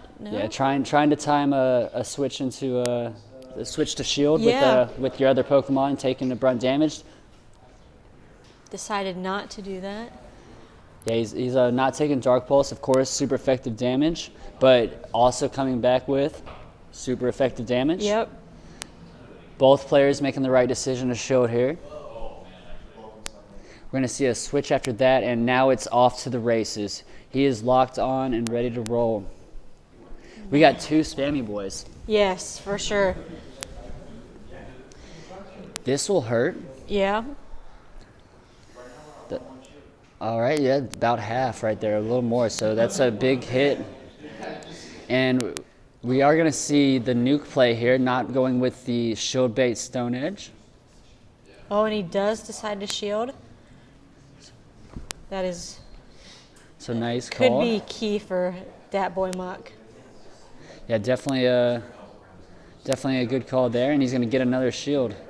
So, he's going to get a shield this time. He did not get a shield the first time. So even using a resisted move, able to get the shield, that's always a win. You always love to see that. But this, you never love to see. Yes. Here comes an earthquake. That's going to do a KO, even though he's a big, sturdy, bulky boy. It seems like that Quagsire in the Registeel match has been the best match that we've seen against that Registeel. Against the Registeel? Yeah. It makes It's not sense, letting too. it run rampant, yeah. Makes sense, able to resist the first move it throws down of a flash cannon. So if you're able to call the right moves, Yeah. yeah. Keeping it contained is definitely key for Toshi. All right, so now we see instant switch, which very nice reflexes there. And that Dark Pulse was ready. And yeah, so Toshi is putting in some major work this round. Really, like again, that Muck flex. Muck is coming through and being a real big MVP. He's able to, not able to get the Dark Pulse off. So I believe this Hydro Cannon will KO. But then we have a Tropius in the back. So it was the Razor Leaf Tropius, and that's going to be an easy clap. GG. Wow. GG Toshi. Very GG's. Yeah. I think the key to Toshi's success was keeping that Registeel contained both games, and that was the difference maker. And I know it was just said for humor earlier, but the Muck. Yeah. Using the Muck against that team because he's running that double steal and not using a poison base Muck, which now that I think about it, now that I remember, now that I know it has Snarl, because I forgot, obviously. Yeah, me as well, because you just always ran Poison Jab. Yeah, so now that it's able to use that great fast move and Snarl, it really helps in that steal matchup, so you're not sitting there throwing nothing fast move wise at it. So I think Muck was really big right there. So looks like we have Valor Ash versus Linden next. And this. So it looks like when we go into our next match, for Linden, that was the team with Medicham, Whiscash, Meganium, Togekiss, Regirock, as well as Quillfish. So we saw before the grass was really difficult for him. Oh, Valor Ash doing a TM. He changed Alola Marowak so it has Hex. So we'll see how that goes. Looking at the opponent's team, I would say that is more geared towards being able to do super effective damage towards the Medicham. As well, you look at the Quillfish would be able to resist that, the Fire Fast Move, as well as the Whiscash. So you'd be taking resisted fast move damage from both of those. They would be taking resisted fast move damage. So I want to say that's why I did that. And also, more energy, baby. Yeah. Let me get that energy. All right. So as you see, Linden has no pre-made teams ready to roll. One of those crazy fools. We got smiles and smirks from Valor Ash, per usual. We also have a team input from the Ace team as well, or per usual, but also this time Team Flava Flav over there, Matt Sauer is trying to put in some input. We got a couple spicy picks this way, in my opinion, in the Quillfish and the Meganium. Meganium's not really used too much as a grass as much as he used to be. Yeah, and then you have Toshi over there consulting with Valor Ash, making sure they're covering their bases. And I know we said this earlier, would really love to see this Mew. I just would love to see it. Looking at the opponent's team, I don't see any super effective damage that could be dealt to the Mew. So there's that, but the question is the moveset. Yeah. What do we have on the Mew? Is it just to bench pressure? Just to scare people? All right, and we're getting started with this match. Scanning the code here. Wonderful to see the favorites from Valor Ash, like he likes to run that Zwilus. Zwilus. The Togekiss, we had TM'd that before. Wondering how that'll do. Of course, you have something like this Zwilus, which is double weak, 2 times weak to that Charm. So even though he has an Ice hidden power on his Togekiss, the Charm definitely would be the play this time, in my opinion. On Valor Ash's side, there's not anything that's weak to the Ice Fast Move except for the Golbat, so not worth it, in my opinion, to switch there, or to go there. And it looks like we are going to see Medicham for the first time. Yep, and that Regirock lead. Oh, I like the Krispy Kreme donut shield box. Oh, yes. Oh, good call. Was that there all day? I think it was there, but not as a shield box. So, all right, to start, we're going to have Regirock versus Golbat. Instant switch on the other side. And this is a good time not to have the Fire Fast Move as well. If I remember correctly, Rock also resists Fire. I know it's super effective to Fire. Resistance is, a little more confusing sometimes or hard to remember. There's so many. All right, So, so going right for the shadow ball right exactly. off the bat. He wants to nuke him, and we're gonna see the first shield used. Definitely. We did not use a shield on a Marowak's side, and when he did that switch into Marowak, it's a scary switch, Yeah. right? Because we still have Stone Edge, and it's gonna do a lot of damage, and it's gonna get there very fast. And he uses the shield this time. So we're curious if he's gonna be able to, or not curious. We know he's gonna be able to make it to another move because. Oh, get that shadow ball. Yes, and so are we going to see a second shield burn here? I'm thinking we're going to. Yes. Last second Last shield? second shield. Smart decision. Great call by Linden. He's not in a great spot now, but at least he can farm down here. Almost got to the Bone Almost. Club. It's definitely available, but nice job sticking to it Yeah, with and the farm down. out comes that Golbat. He's going to be going for the shadow balls again. He's going to try to one-shot here. Oh, man. And No Valor shield. Ash does not call No it, so shield. he almost not. It wasn't a one-shot, but Yeah. just about. So very big for Metacham, but he's going to be able to get to that shadow He did ball. get to the shadow ball, so it's going to do its job. Maybe he knew, even if it was a psychic, he'd survive and get to that shadow ball, and then no farmability from it. Exactly. The poison and flying type resistance to the counters were able to save him there, so he Yeah. was able to get to the shadow ball. No, that's not good. And that's probably one of the only times you'll see Lock On feint something. So now we got a big move coming here. And Do you take it? Do you shield it? And this is one of You those- almost have to shield it. You have to Exactly. expect it's going to be that focus blast. he'll resist the Stone Edge, but not the Focus Blast. Yeah. Both, I think, will do okay. Focus Blast obviously doing more damage, and we talked about this earlier. Right now we're in a weird spot with Poliwrath where we have no idea what they're running anymore. Yeah. There's so much you can do with their movesets. Like we said, I ran a Dynamic Punch, Power Up Punch for Sinister on mine with Bubble. People run all sorts of stuff, so not having any Power Up Punch, not having the Ice Punch is going to go for these straight Dynamic Punches, and it's going to be a GG for Linden. He's going to come out with this Frenzy Plan and take this. Definitely Yeah. GG. So we see Meganium come through and actually able to finish off a match for us. We s- That grass coverage was definitely important at the end. It's have to see how Valor Ash is going to recoup from that first round. And we haven't seen Meganium make huge plays. It did force a big shield on Bronzong in a match earlier where it Yeah. earthquaked, and I guess that would be Datboy Muck has the Bronzong? So I'm thinking Jirachi anyways. It was a Yeah. Jirachi, so it wasn't Datboy Muck, plus they're on the same team, duh. But anyways, we saw it force an earthquake onto the Jirachi earlier, or force a shield with the earthquake, so now we're finally able to see it really tear something down with the actual damage. So Metacham, able to do some pretty good work. It didn't finish off the Golbat, but it definitely chunked it up. Yeah, definitely. Probably my favorite part of the match was seeing that chunk, and then also the Golbat survive the counter barrage.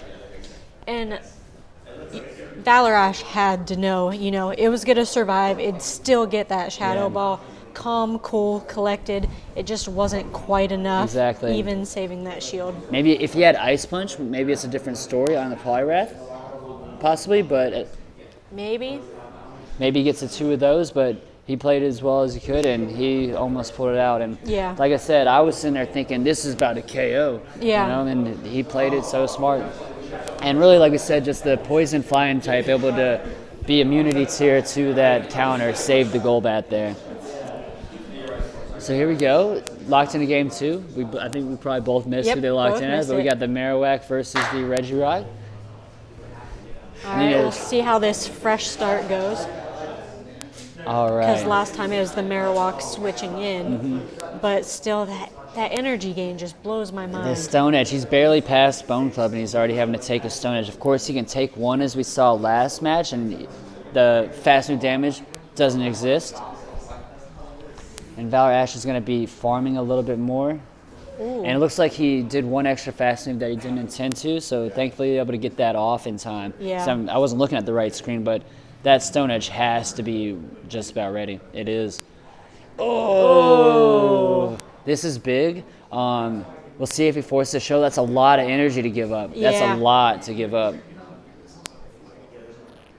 Oh, and he's going to switch into the Meganium. Oh. And so now we're wondering, can we get the shield here?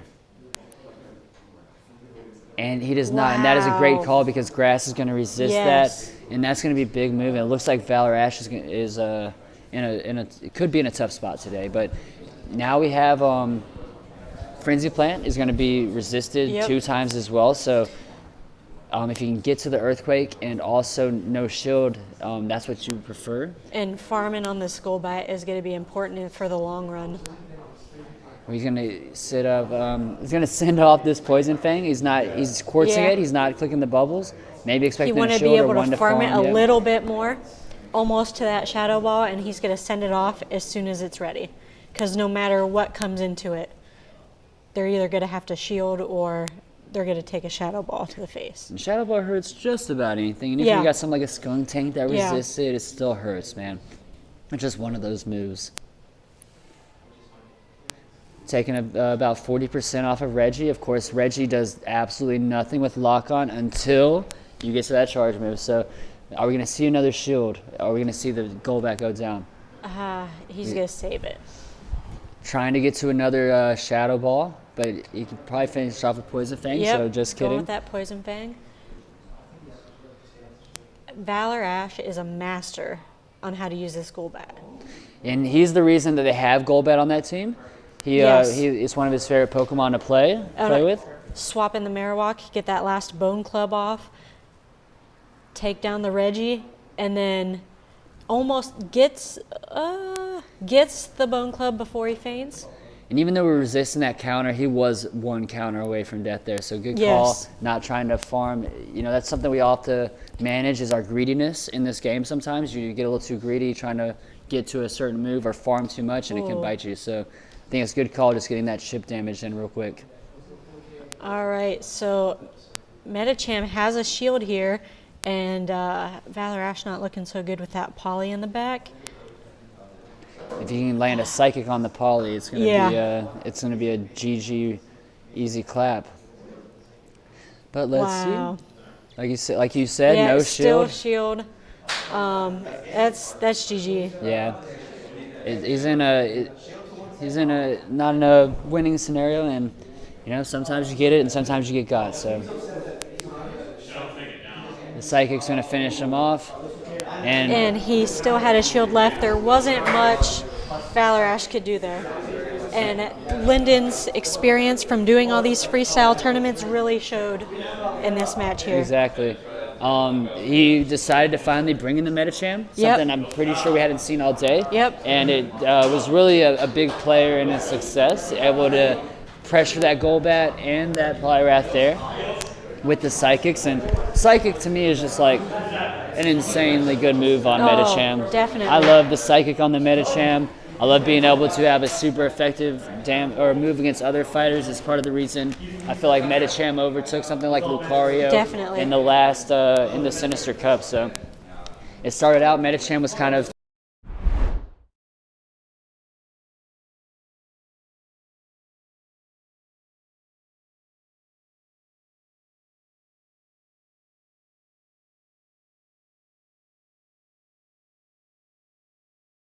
cross chop, Night Slash, or whatever the dark move is. I think it's Night Slash.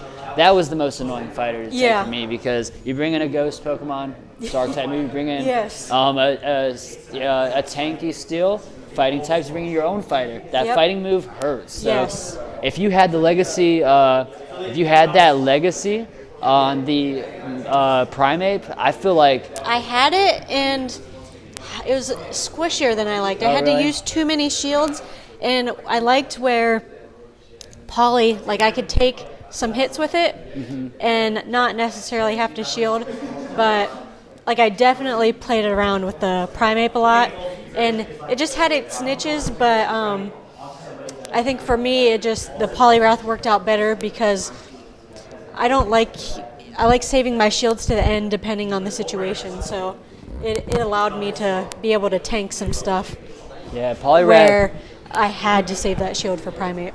And that's what I loved about Poliwrath in that last tournament as well. Like we mentioned earlier, it's crazy that I like Poliwrath versus Dusclops when I Yeah. have my Poliwrath, but then I'll be my Dusclops versus Poliwrath. I'm like, oh, this isn't that bad. Yeah, yeah. And that's what I like about both of them, just being able I to never tank a thought lot of it stuff. that way until you said that, and I'm like, yeah, I had no problem switching in a Poly to a Dusclops, but I also would Dusclops into Poly. It's all situational. That's what Yeah. is so great about Sinister. How many different situations, those matchups, they could create crazy matchups where either, yeah, you know what I'm trying to say. Yeah, yeah, yeah. But I wanted to get going and talk about these next teams. That's why I was like, let me stop talking about that. Oh. We have Skarmory Ludicolo from Matsar, Relicanth Toxicroak, and then Defense Form Deoxys and Flygon. We've seen him relying a lot on the Relicanth, right? We saw him using Yep. that a lot earlier. We saw the Flygon have a lot of good matchups earlier as well. And of course, you know, he is the off-meta king, but his 2 meta picks, he has the Skarmory Defense Form Deoxys. He used both of them really well today, and I think the Skarmory he was favoring a lot earlier. And on Bella's side, we have the Altaria, that Victory Bell, the Bastiodon, Lantern, Sableye, and Jirachi. So you have Skarmory and you have Altaria, the 2 king flyers going potentially head-to-head. That Victory Bell is not going to want to get locked in with that Skarmory. Oh no. That's going to be terrible. But that Skarmory is going to have to watch out for that Bastiodon even, or the Lantern. And then you have the Relicanth. So there is another reason that you can bring the Victory Bell again like you Yeah. did earlier, because the Relicanth having that 2 times weakness to one of the baddest moves in the game in Yes. Razor Leaf. So let's see what happens here. We got the Lantern lead going into a Defense Form Deoxys. In this matchup, there's nothing from either side that's super Charge effective. Beam. Oh yeah, he's going with Charge Beam. So he wants the shield pressure, not the Yes. fast move damage. Was it Charge Beam earlier today? I think we I only can't seen it recall. once, maybe. I can't recall, and I feel like we would have noticed more because you see water guns so much Yeah. more often throughout all the different cups. All right, so now we have the Flygon versus Sableye. This is another matchup that's kind of like, no super effectiveness, so it's Yeah. just a weirder matchup. And they're both pretty squishy as well. I love Sableye. Any chance I get to use it. My Sableye was actually 20 CP when I got it, 100%. Oh, Wally, goodness. Grinded it up. That dust. It was crazy. It hurts right now just thinking It about does. that investment. That investment, oh goodness, that's the 75K for the second move Yeah, on top yeah. of it. Good grief. It was a hundo though. It had to be It done. is worth it. All right, so we're going to see a shield gone from each player. And that Sableye was able to farm down, build up even more energy, whatever comes in. Let's see here. Trying to let that switch clock Yeah. run down. So nothing here is going to do super effective damage. It's going to be neutral from both. Foul play is the right move. Get that stab bonus on yeah. top. Yep. Less energy. All right, so we did not. We did use a shield the first time, or because I didn't see the shield pop up this time. No. Okay, we didn't. Okay, No. cool. I didn't think so, but then I didn't see the shield screen pop up. So able to farm down with the Skarm and have enough, or have some energy going into the next match. I'm gonna bring in the Lantern. here. That's exactly what I'm thinking. Yep. Because that Sky Attack's not going to do anything. Yeah, it's gonna be resisted, and then you'll be able to farm a little bit with two fast moves real quick. Well, oh no, he's gonna do an instant switch and instantly Psycho. And this is a powerful move, and it's just gonna be neutral damage again, but you're gonna block that because Oh, and he has there's another one ready. That counter energy gain coming through clutch right there, able to get the back-to-backs. And he was still a good ways away himself from getting there, but now it's coming up. And no shields, right? One shields, shield. right? All right, you have a shield still. I see that now. Okay. And right into Altaria. Altaria, of course, able to. Oh, no, I was gonna say, ooh, actually, he'll be able to survive this. I think he was like trying to get him, right at the switch, or hoping he clicked that Psycho boost, and it just didn't happen. But Altaria able to farm it down, and Be able to burn this last that shield. Skarmory still Oh. has one shield, but I think it's No gonna farm it. damage. Yeah, good GG. So we're able to drop the Skarmory with the Dragon Breath, and even though it's immune to Dragon type moves, that Dragon Breath just hits like a truck, so able to finish him off right there. And Bella's made great use of that Altaria since it was banned in the first round. Since he's got it back, he's done well. Probably a smart move on both teams. We can take turns. You want to go first? No, Yeah, go eat. You guys get the pizza. All right. We're right, gonna take a break, and you might know this guy. What's your name, sir? You want to come with me? Yeah. Where you going? Oh no, we're gonna cast. Or whoever wants to cast. Brought a random They're gonna. Okay. Well, Enjoy. all right. Whoever wants to do it. Mason, you want to do it? Yeah. All right. That one muck. Who wants? Oh, you guys both do it. Perfect. Yes. You guys look like brothers. Yes. Yes. All right, what to say? Let's do this. No biases though. No bias. Yeah, I guess we are casting. Let's do this, dude. All right. Oh, I didn't see. Oh, no, I know. I saw Matt's team. He's leading the flag on. I feel so official. Yeah. Should I pin this to myself? All right, that works. You can clip it onto like your chin. Something like that. Yeah, that's a good idea. I'll do Is that good? Can y'all hear me, chat? Oh, I can't even see that they're talking back to me. No chat, GG. All right. He led I didn't led see any Sableye. matchups. We'll see how this goes. Sableye, Altaria, something. Okay. It's a pretty even matchup, actually. Honestly, don't know how this matchup goes. It's going to be an energy race war because Mudshot and Shadow Claw both generate a lot of energy. Foul Blade's going to do a little bit more damage to Flygon than the Dragon Claw would do to Sableye. Okay, he chooses a shield. That's interesting. Definitely needs to shield at least once. Mm-hmm. Does he go straight Earthquake, though, or is he bait? Oh, yeah. If he charges up to the Earthquake now, he's the bait option. Oh, okay, it's gone. Oh, and he shields. So that okay, was a good play. Nice. Drawing out the shield. Is he going to switch? Mm-hmm. To Altaria, okay. And he's going to tank the... Tank the Dragon Claw. So the dangerous thing about switching into Flygon with a bunch of energy is those Dragon Claws charge up really quickly with Mudshot, Yup. and Altaria certainly does not like to eat a Dragon Claw. This is, oh, and he gets the extra fast attack, too. That's Mm-hmm.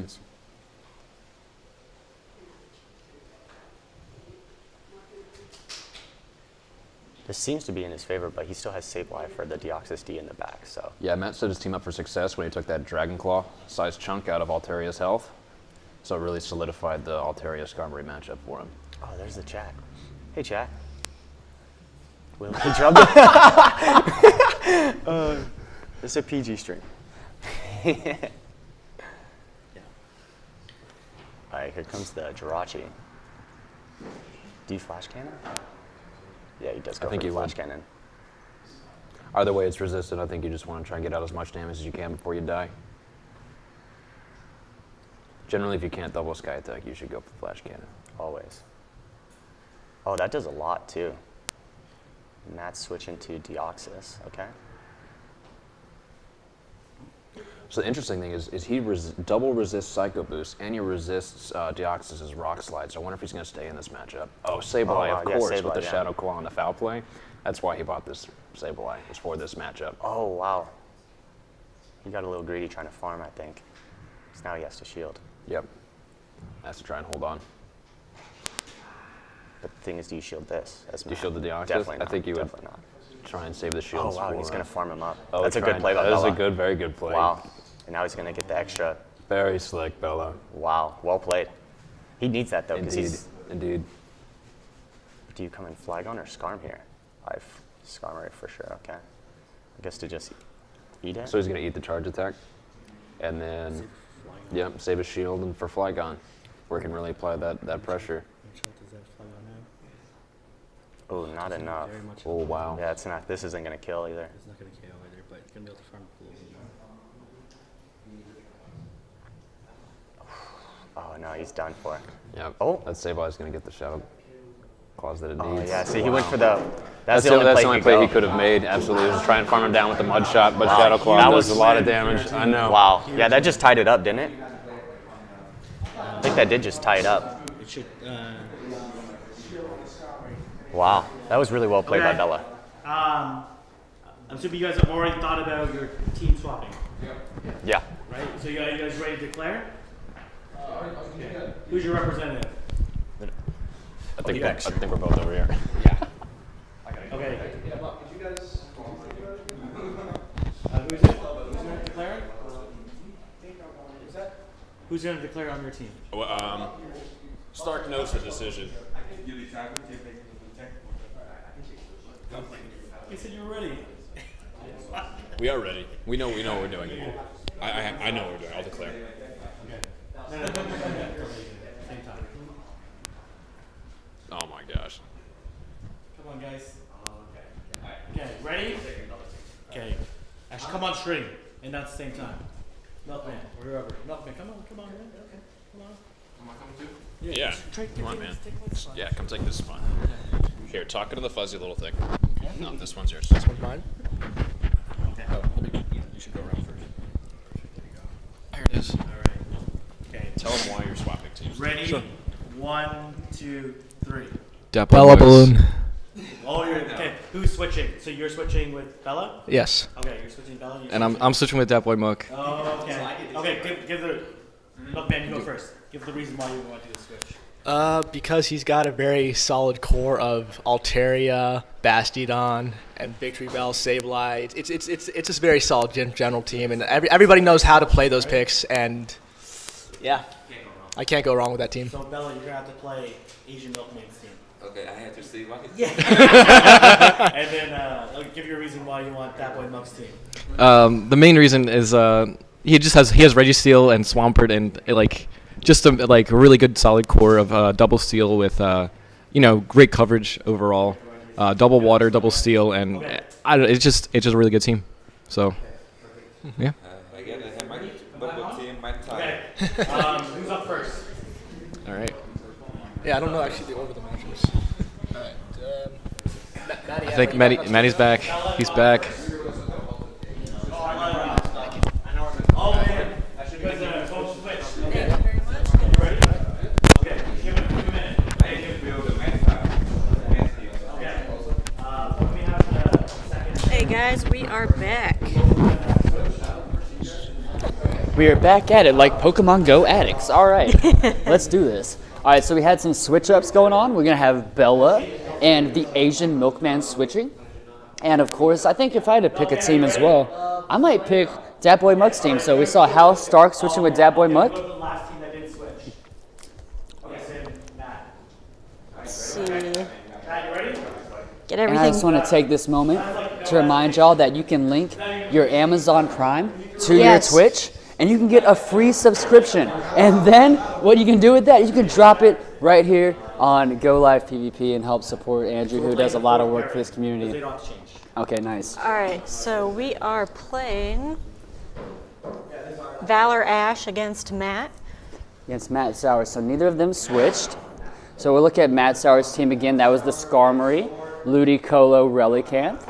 He liked that the Relicanth and Skarmory a lot. He's also enjoyed the Defense Form Deoxys as well as the Flygon. We haven't seen that Toxicroak today. There's, I think everyone Matt's went against, there's been too much confusion running around. Oh, dang, I'm sorry. I forgot about he just hit affiliate, so maybe he didn't get his sub button yet. So y'all remember that when he gets in a few days to hook him up, he does so much. And I don't know if you heard me earlier, his equipment is crazy. It's intimidating. All right, anyways, let's get on this game. Wrangler, if you go to PvP or Go PvP Live, it's on their Twitter, the team link, but we'll see if we can get it posted in the chat. Thank you for the welcome back. All right, let's get going. Team link in the chat, please. Oh, team link. Bert, team link. Team. Copy and paste. All right, let's do this. All right, we got it. Should be popping up in the chat here soon. Team Flava versus Team TM27. All right, so like we said, both players are keeping their teams from earlier. We've seen a favor towards Skarm, Deoxys, Flygon, and Relicanth. Ooh. Valor Ash has not been afraid He to use these TM'd TMs. that Bone Club to, what is that, Fire Fire Blast? Blast. I've not seen that in action yet. Same. I actually saw, I want to say in King's message about fire Pokemon being weak, that Alolan Marowak could use an upgrade in his fire charge move. So we're going to see actually a chance at that fire charge move in action, which I also have never seen. Yeah. So hopefully we can... Using Hex to get that energy gain faster, to get to it Exactly. sooner, and try to pull that big move off. And I would imagine that is for Skarmory. Yes. That is going to, clearly in my eyes, going to be to help him in that Skarmory matchup.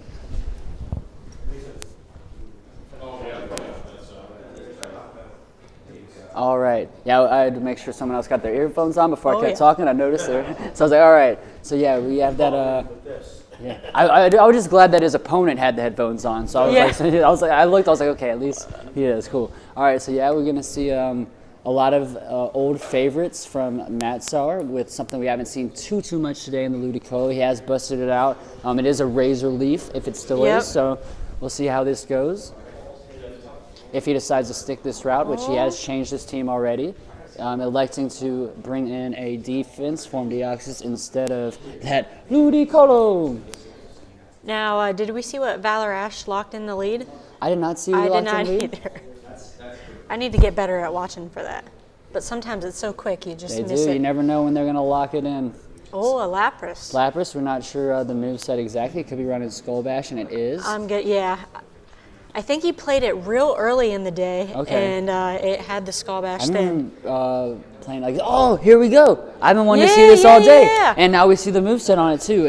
I couldn't see if that was Thunder or Wild Charge, and the move pull. If you know the exact move pull from you, congrats to you. It's Thunderbolt and Dragon Claw. Okay, so my favorite fast move he is using, the Shadow Claw. Yes. So using the Dragon Claw, which is going to be like the fastest charge move you can get to with a Mew, I'd imagine. It's at least up there top tier. So then he has a big spammy move in Thunderbolt, and I'm really liking this moveset. I was hoping I didn't say that too loud. Yeah. No, he does decide to shield. It's probably smart. Definitely going to save Even though not quite sure what it had, but you can expect that it probably had an electric when you move. see more charge moves coming or more fast moves flying than initially with the Dragon Claw, you're thinking, oh, this is probably a harder hitting move than that Dragon Claw. And going for the Dragon Claw. Hopefully he's trying to get that last shield. He's not going to get it. And then he also has the opportunity to double Dragon Claw here possibly. So he is he able to do that. Got it. So while not getting the shield of the first route, he may be able to KO right here. We'll see. It's going to be really close. No, not as close as I thought. It's going to be kind of close. And he is able to farm up to one more Aqua What's he Tail. going to bring in? Like he's going for that Ancient Power. This is going to be risky. He could easily just go down, not get any type of damage. We've seen it earlier today. And ooh. He does get it off. He gets it. He gets it off. And I was thinking to myself, if he brings that Marowak and you don't get the Ancient Power, it's like, wow, I could have went with Aqua Tail and it would have done damage. So good that he got it off. All right. I bet he's not expecting this Fire Blast here. Let's see. I know this is the moment of truth that we talked about earlier. He's got it. Boom! Oh man! Yes. And wow. you can see it. You can see it on the top screen. The head shaking. That's something you just don't believe when it happens to you. Like we said, we've never personally seen that ourselves, and that's gonna be a big advantage for Valor Ash coming out. Wow, what a great play. Mm-hmm. It's still not over per se. Yeah. I mean, he might have enough for 2 surfs there. We're gonna have to see.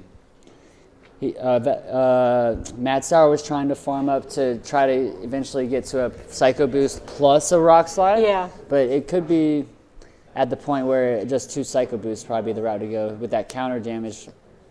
Oh no, he's going for that Rock Slide and he's not going to get there. I think maybe the Psycho Boost there. I think so. Because when I looked initially, I was thinking like he's still green, but counter damage is about to do. Wow, that Fire Blast was definitely the turning point of that match there. And we looked at it before the game. We said, oh, why might he do that? Yeah, the Skarmory, but can he land it? He did. He did. Who would have thought, That's the 5-head play.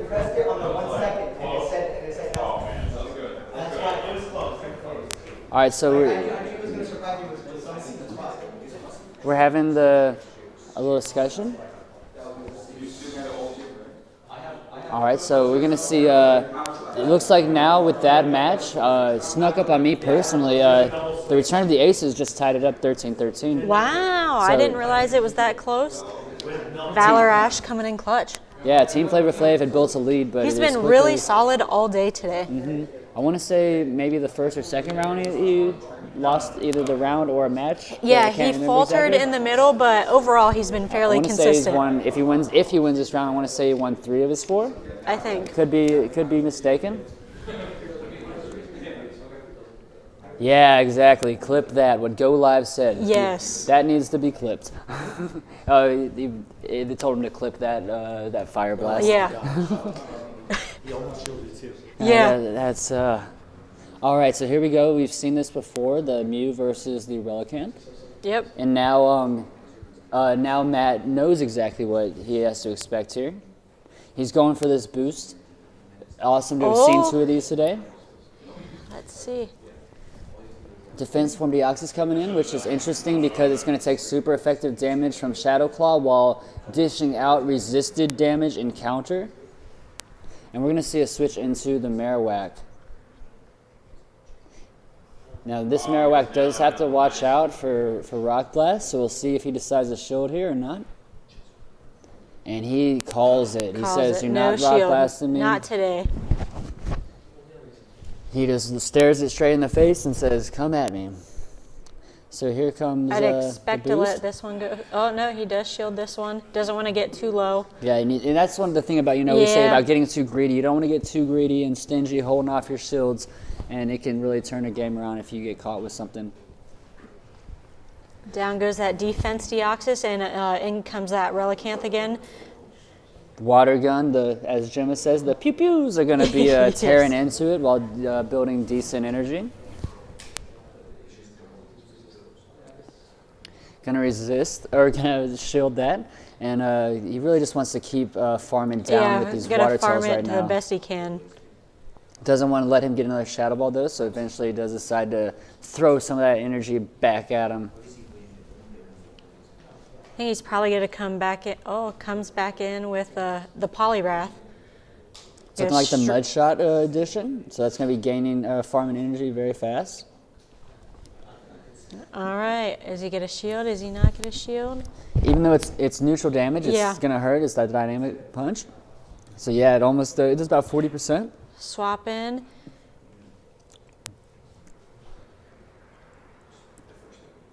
All right. Oh, Matt does shield. Probably thought he had that Thunderbolt. He's going to get farmed down before Yep. able to get to that Thunderbolt. So Yep. at least But he it was able to did get the get the shield. shield. Yeah, exactly. But here comes the Poliwrath has tons of energy though. Oh So yeah, this is going to tons of energy. I think this could go the Poliwrath's way. Gonna go for that Hydro Pump. And okay. Yeah, the Dynamic Punch would KO from here, but better to be safe than sorry right there is what he's going for. In comes a locked and loaded Relicanth, the issue being that everything he throws at Poliwrath will be resisted. Probably hoping for the boost at this point Oh, again. yes. Oh, no boost. No you hate to boost. see it. Can he get that Dynamic Punch? Oh! And even though it's an Aqua Tail, it's and resisted, it's kind of low HP. I don't know. I don't think know. this is gonna do it though. It did. does. Okay. Just barely. That had to have been 1 HP over. Like that was as close as it could get. Wow. I bet. All right, so we see a good effort from Valor Ash and a win going. Oh, never mind. I thought he'd have more victories in the Great League than me. Oh, I didn't even. 15, 1.5K is really nice though. All right, so let's see. We're going to game 3 here, and yeah, let's see how it goes. Did you notice Valor Ash was still prepared for Ferocious? He typed that in originally. Oh, did he? Yeah. I'm still doing that with Sinister. Are you? I must have liked it so much, and I don't like Ferocious, so my mind keeps going back to that Sinister. So on Gemma's poll, you voted no, or about it being good. I was shilling and said yes, I like it. But if you'd asked me If you asked me last Sunday or last Monday, I would have said, no, not a huge fan, but I spent the week with it, and now I like it.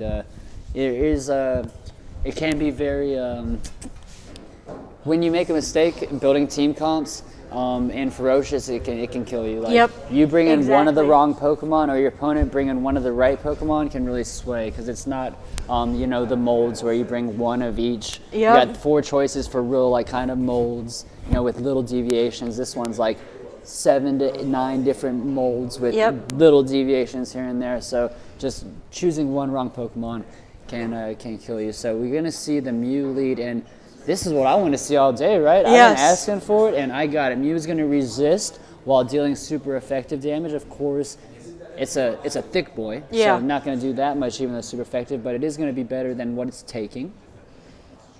Both are gonna gain energy fast. We got a Rock Slide already ready to go. Yeah, let it go through. We've seen this before. And going for the Thunderbolt, no shield bait.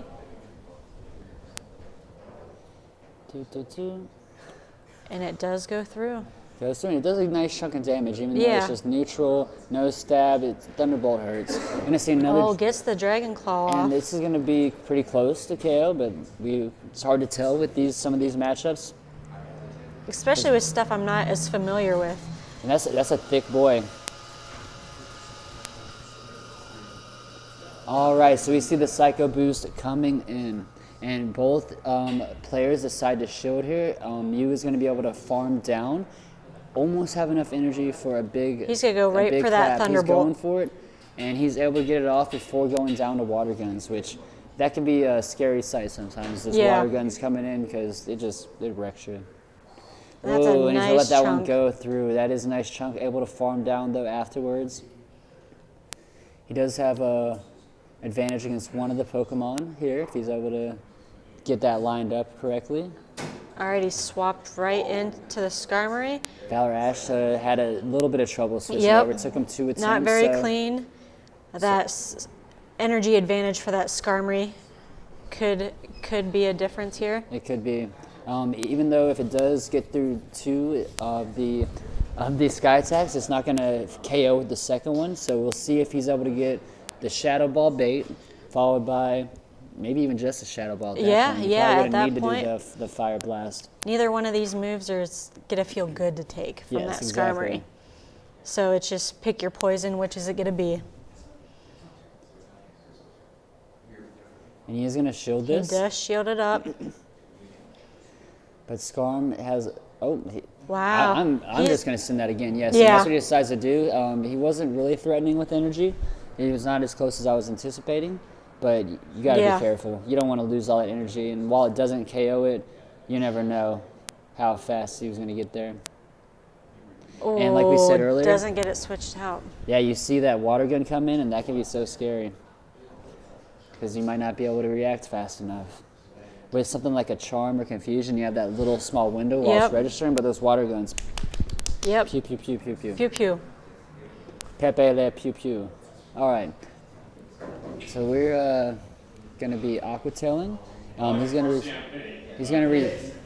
resist both of these, but definitely Aqua Tail does not do very much. So looks like it's gonna be a GG going to Valor Ash, and if you notice the score, it's 14s. I think it's a Oh, CMP. there we go. Oh, there we go. And Valor Ash gets the CMP. That was like Jeez. 50-50 who's getting it there, and Valor Ash did get it.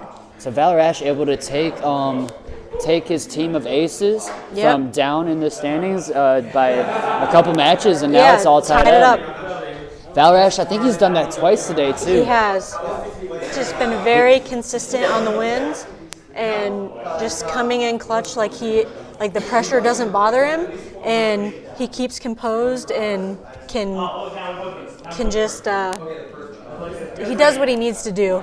He's got ice cold water running Yeah. through his veins. Cool, calm. He collects. You might say he's collected. He's cool, calm, and collected. And yeah, he's doing a lot of good work here today. So we're going to be going into round 4 now. All right, so it looks like Bella and Linda or Dat Boy Muck. Dat Boy. So Dat Boy. thankfully this time. Oh, and this is now where we've switched Team teams. swaps? Yeah, team swap. So Dat Boy Muck had his team stolen by House Stark. Okay. That double okay. steal action. He said like it's such a good team, and he was not wrong.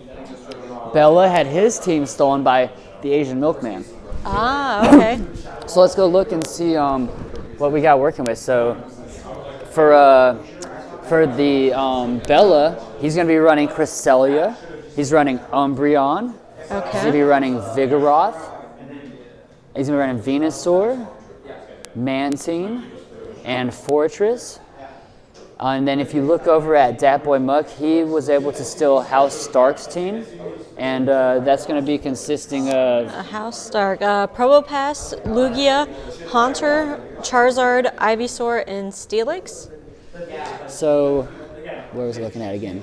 I was like Asian Milkman. Okay, so we got Cresselia versus, you got the Haunter. So we got Cresselia in on a Haunter, that's possible.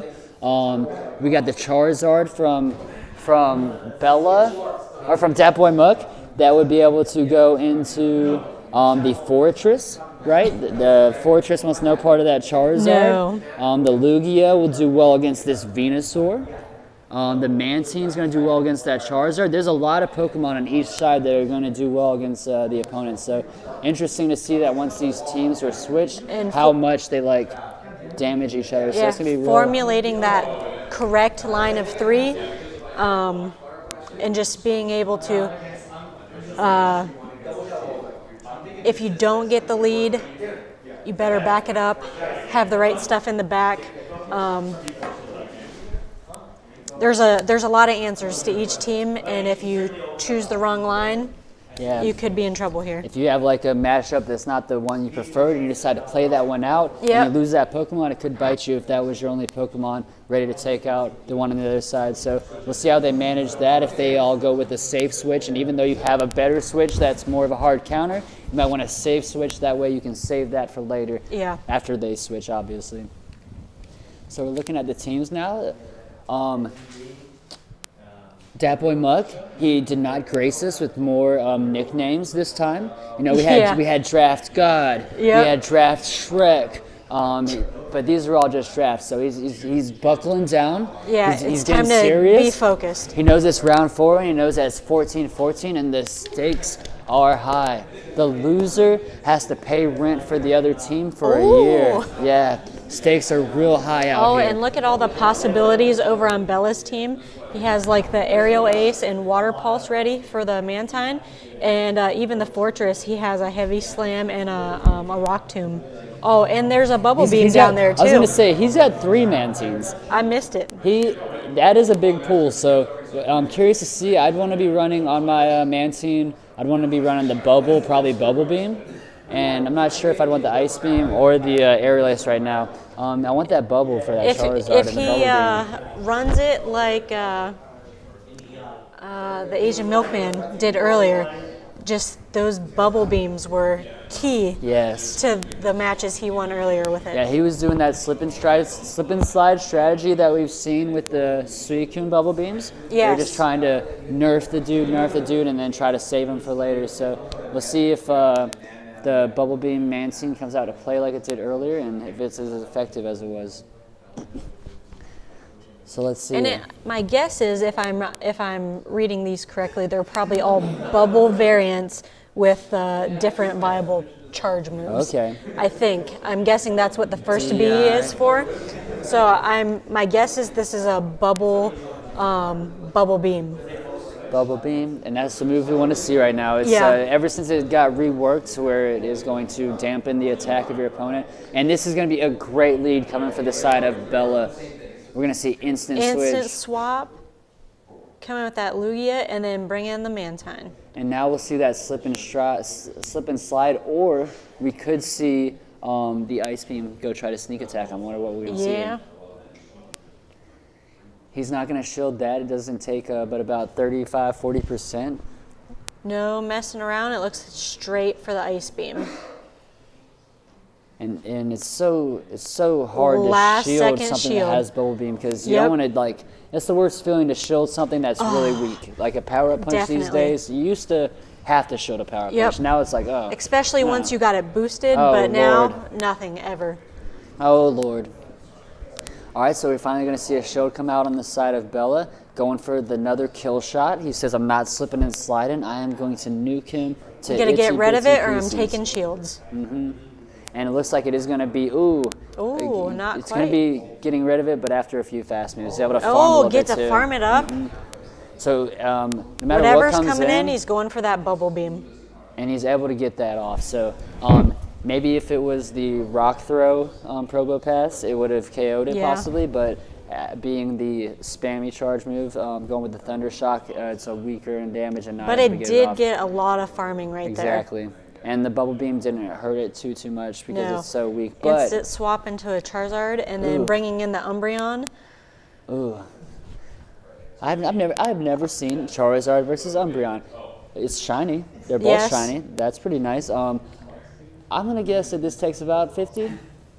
Yeah, it takes probably about 50, and he's so flimsy, right? Like, Yeah. if he doesn't shield out, he does shield. So I feel like he's gonna go for a Dragon Claw. Definitely be able to get there real quick, and maybe we'll see a shield, maybe we won't. He could be in a foul play though, actually. And yeah, that's what's gonna happen.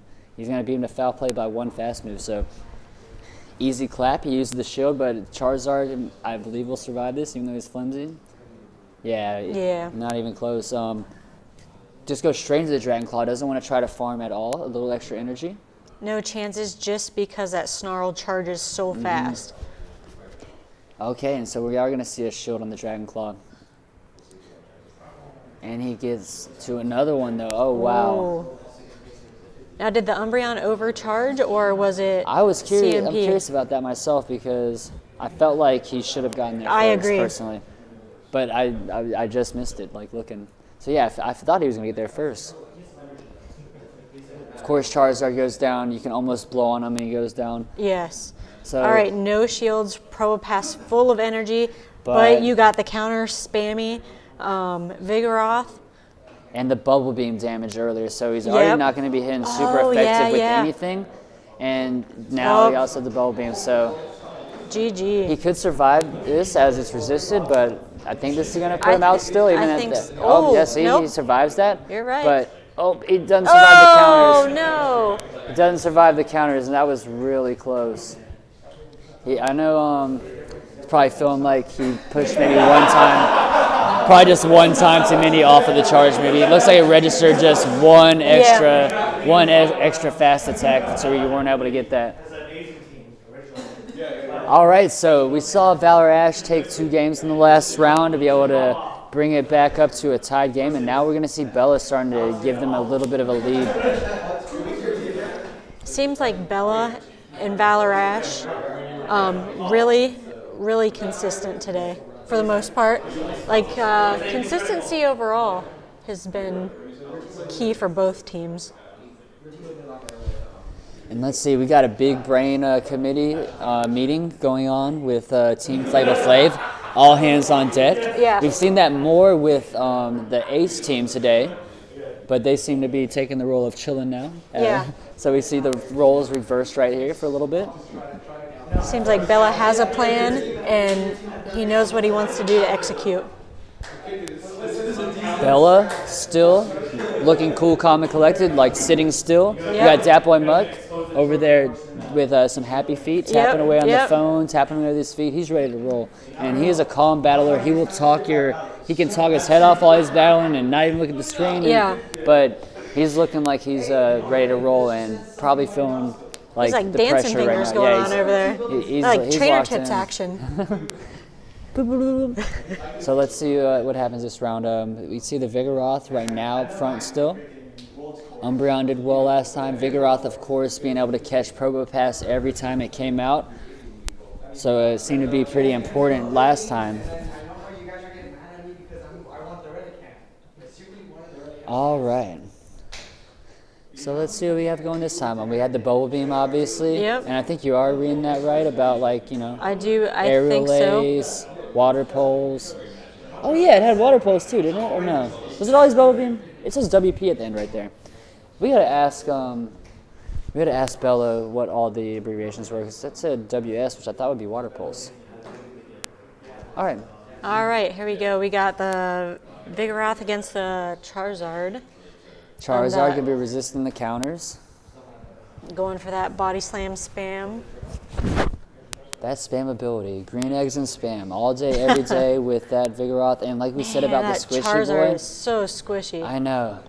Like it's not doing so bad on the counters, obviously, but just one little body slam, and it's just like, geez. But the thing is, that blast burn just got through. I was gonna say he can't take a hit, but he can dish them out. Yeah. So you know they say if you can't take it, don't dish it out. Well, Charizard said, I don't care, I can't take it, but I will dish it out. Yes. And he's able to get one more Dragon Claw before going down, so that's really nice. Doesn't do a whole lot, and that the Mantine got a lot of farming in. And Mantine has a good matchup against everything remaining right now, having the Ice Beams for the Lugia and the Aqua Tails for the Probopass. Not even messing around though, going straight for the Bubble Beam, trying to cripple that Probopass just like last round. Of course, he does have to watch out for these charge moves, which is why he likes to get out. So good call. Doesn't know the Lugia is in the back, but it is going to be a good call later. Bubble Beam it and be gone. Yeah, and that's really awesome to see these new Bubble Beam teams coming together. Seeing them just like damper that attack side. When you see a Charm user get Bubble Beam 2 or 3 times and then they just can't do anything, it's crazy. Yeah. The Snarl buff is equally crazy. Yeah, seeing the spam, just these foul plays and last resorts, just the spam ability and... If he had the Snarl buff when Nightmare came out, I would have went 5-0 in my tournament instead of 4-1 because I led Umbreon every time, and he would have been just that much better. I'm still trying to find a last resort. Oh, no. So I'm hoping December, maybe we can get that back. Yes. Either that or someone trade me one. Let me know. All right, so we're going to see a Rock Slide come in. Mr. Thick Boy has no quarrel with that. And he's going to farm a little extra. He is farming for days. All right, so this foul play will definitely not KO, but he's going to chunk him down about half of what he has left. In comes, going to need a shield on this. Yeah, you would think. No? This is going to KO. Oh, that's crazy. Wow. And then they both are trying to fire off. He doesn't have I was energy. gonna say there's a little bit of leg, but it didn't change anything. Oh no! Oh, so this is super effective, but it's not a very powerful, attack stat for Umbreon. Not sure. Okay, so it's gonna do about 40%. He's got 2 of them ready to roll. And there's still 1 shield on the. I know. I think I would shield this one, but it looks like he's letting me go through. Yeah. So I guess he's saving that last one for. Oh, it's too late, Sky Attack. I was wondering if he's saving the shield for Probopass for some reason. He still has a shield left he has too. A shield, so oops. I don't know if I like that play. I don't know. Like Snarl can't farm. He's gonna farm it down. Oh man. But. Oh. I don't. This is crazy. He's gonna use his shield, but Snarl doesn't do a lot. But can he farm it down? No, he can't. Can he? No. Umbreon's about to take it. Umbreon's not about to take this. Oh my gosh. So remember what I said about them knowing better than me. So earlier I said, granted it is 1 HP remaining. 1 HP in earlier a dream. I said, I'm not sure how I feel about letting that foul play come through. It ended up working out for him. But wow, that was... And you can see Bella thinking over that match. Oh my goodness. Just get mugged. Wow. And Dat Boy mugged? I cannot getting mugged? believe that. Wow. Both players having to play with a team they did not choose. How bold to not shield one of those foul plays. I get not shielding the first one. The second one had me bamboozled. Yeah, for sure. All right, so let's see what happens. I got enamored by what King was about to say. I was like, let me see this insight. So trying to listen. All right, so we see the big brain committee coming through with Dat Boy Muck's team again. having a little strat going. We see Toshi in the back texting, DMing, you know, as requested. Yeah, so yes. thank you, everyone. Send Toshi your DMs. 1 HP and a dream. So we've seen Vigoroth and Mantine as a staple on the left, as well as Umbreon. He's been running both of them for both matches. On the opposite side, the same thing. We've seen the Charizard, we've seen the Probopass, we've seen the Lugia. Is there any way we could slip anything in that would help us? I feel like maybe they're both picking the exact right Pokemon. I think so.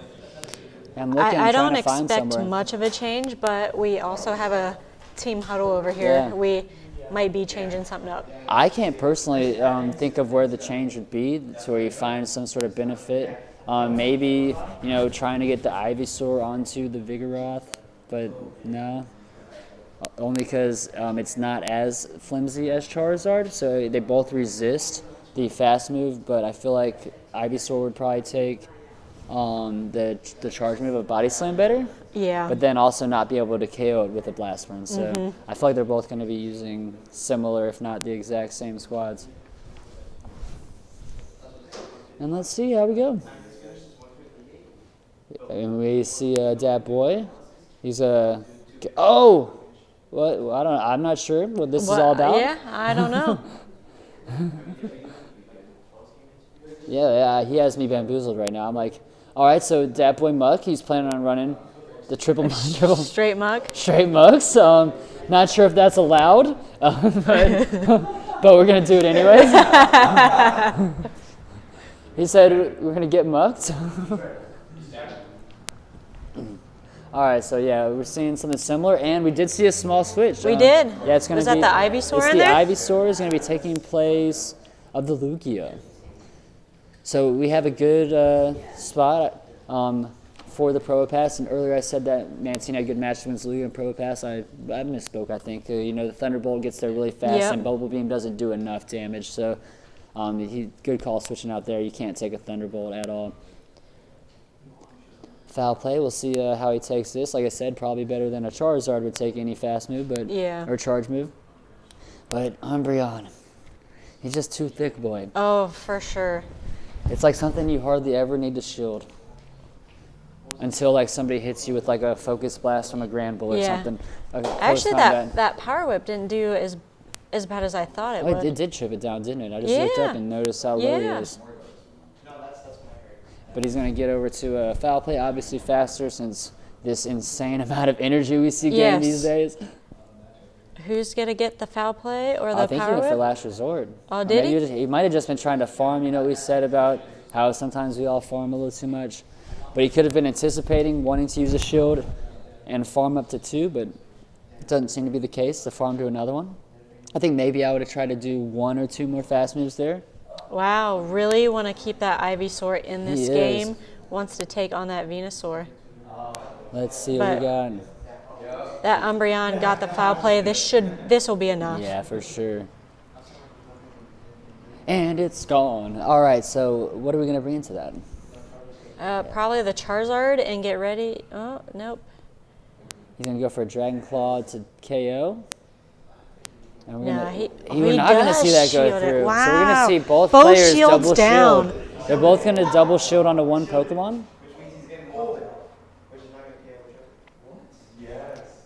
They're like talking this match out. Like their teammates behind them. They're like already trying to foresee the match. Oh, yeah. Yeah. All right. So, oh, Lord. So this is obviously not a good look for Probopass. No. Yeah. This is That boy Muck shaking was his no head. part of that. But able to do a nice chunk still. And you can't do the body slam right. You got to get to that bulldoze. So honestly, as much as we thought that was going to be a horrible matchup, it has quickly turned around. So he is going to be full of energy though, so that is obviously a huge problem. And no shields. And not a bunch of health on a Charizard. He's a flimsy boy like we saw. It's about half health squishy. almost for a body slam. Yeah, so he's going to just double him down, and I think this is going to be GG. it.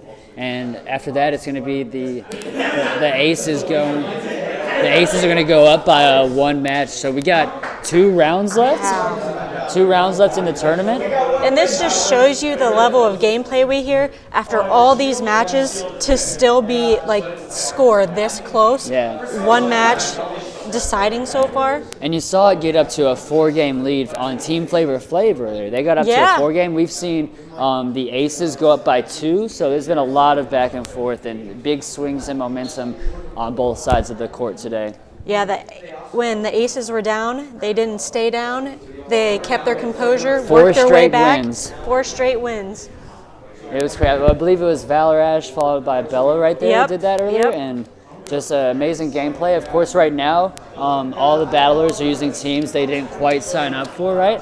They switched this round, so we saw some pretty interesting team comps. But now we're gonna see what might be one of the best teams here, which was Dat Boy Muck's old team with the double steal comp with the Reggie steal. So Hal Stark was really excited to steal that team from him. So I'd love to see how he in particular is able to use that team.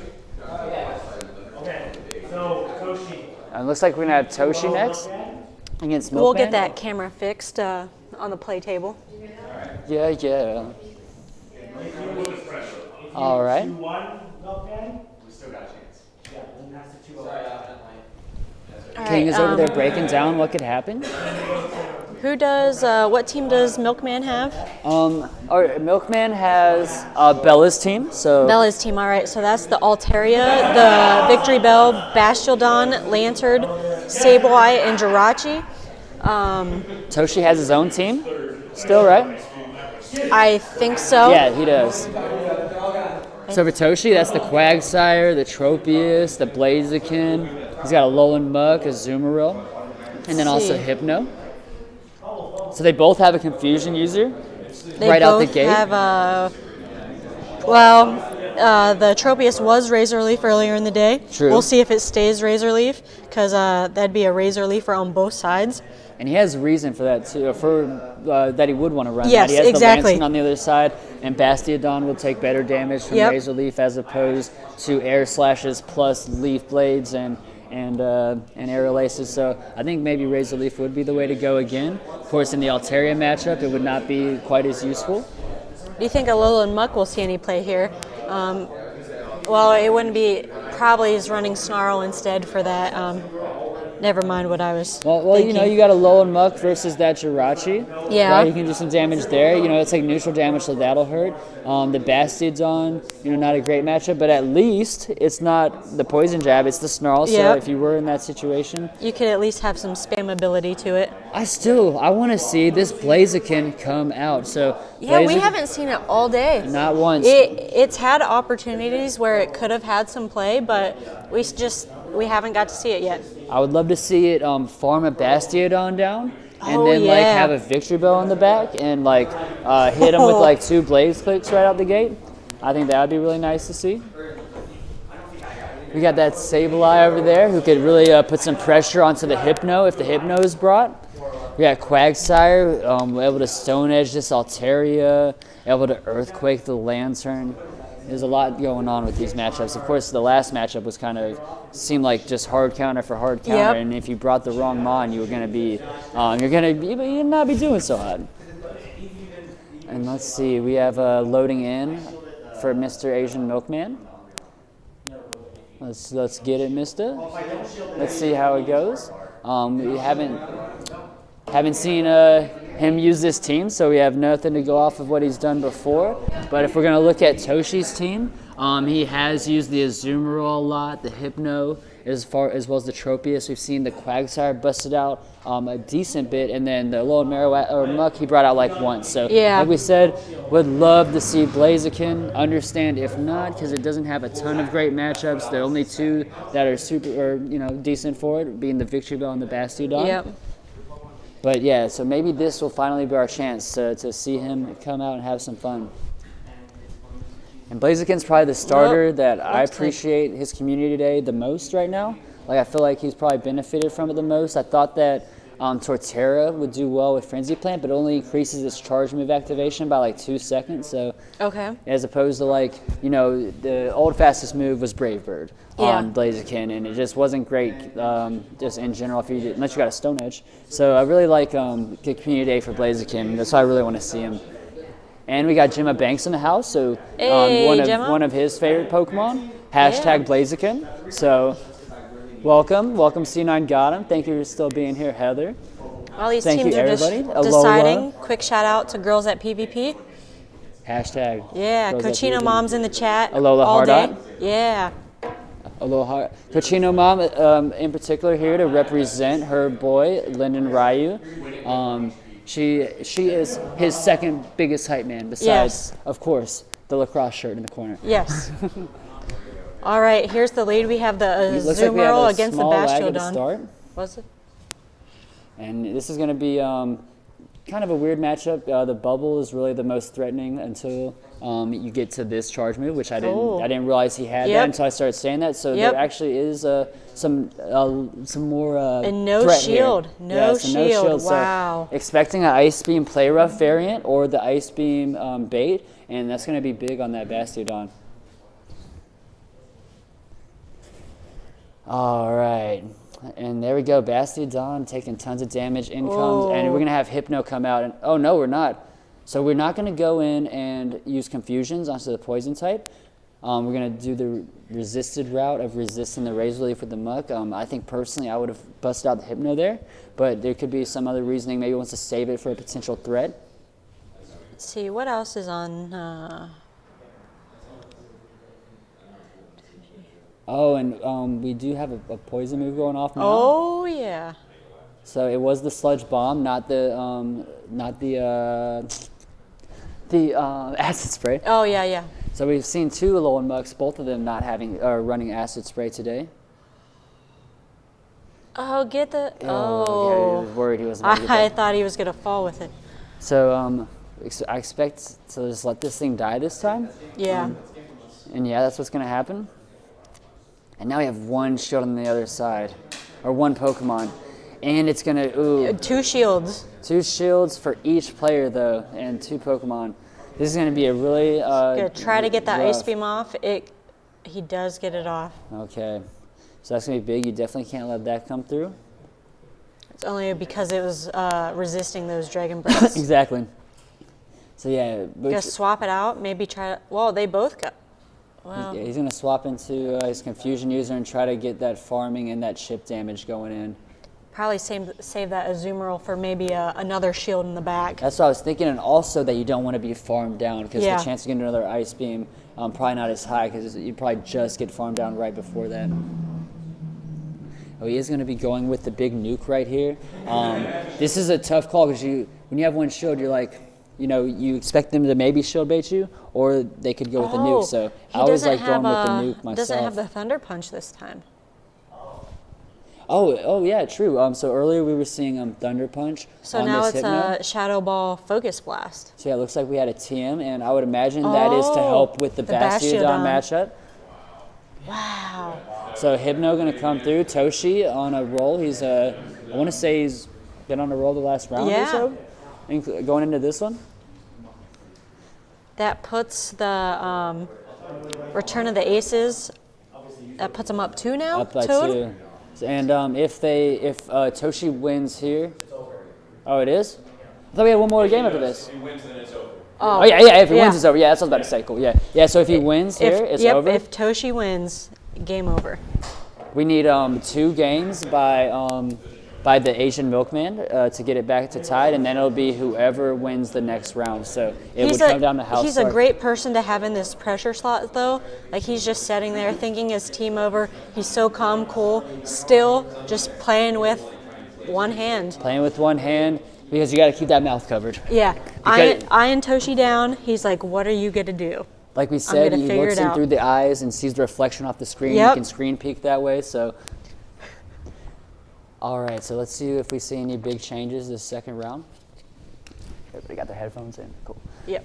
All right. So the Bastiodon got caught really hard last game, and actually there were 2 Yes. big nuke moves that thing has to worry about. It also has to worry about that Focus Blast now, but. I can't imagine he's gonna expect Focus Blast on. Neither, that's what I'm saying. So it could be like the whole fire blasting a Skuntank all over, or a Skarmory all over again. They've seen that Thunder Punch all day, and to Exactly. switch it off, it could be could be He GG. should have TM'd the Shadow Ball. Yeah. Don't do that. Yeah, don't do that. All right, so looks like we have them both locked in. I totally saw who they're both playing, so yeah, I totally saw that. All right, so again, we have a Bastiodon coming up against a Azumarill, but this time we know we have to watch out for the Hydro Pump. I would expect to see some farming and then a switch possibly if he has a decent counter for him. Let's see here. Going for the Stone Edge over farming on that Azumarill. The Smackdowns hurt. Yeah, they do. All right, so we don't see a Way switch. super farm. Are we going to see a bait or are we going to see a nuke? And now the question is, are we going to fall? Oh, or it's are we a gonna, bait. Yep, so we're going to bait and then he's going to fall for it, which I would too. Yeah, after you got burnt the first time, how could you not do it? And he's going to go for that Hydro He's Pump trying to this go for the time. victory bell, and that is going to be big because Oh. he either has to lose his last shield or lose his He does. Bastiodon. So now he's going to finally switch into that victory bell he just tried to switch into. But he's ready on the other side. So he didn't do it. That's crazy. He decides to go ahead and just try to finish this matchup off, and I think that's the right decision to make now. I think he's making the right call, and we're going to see a switch right after from both. Wow. And is it gonna They be the didn't Hypno? even blind switch? Yeah, they both blind switch. Thank God it wasn't the Hypno, right? Yeah. Oh, and the Victory Bell having one One move. move. Which, I mean, as a victory bell, you usually don't get to more than That one, is true. one charge move per lifespan, in my experience with victory bell. But still. Oh! So that's going to be big. Of course, it was going to be resisted, but it's such a big nuke of a move that if you don't shield it, it's definitely going to KO.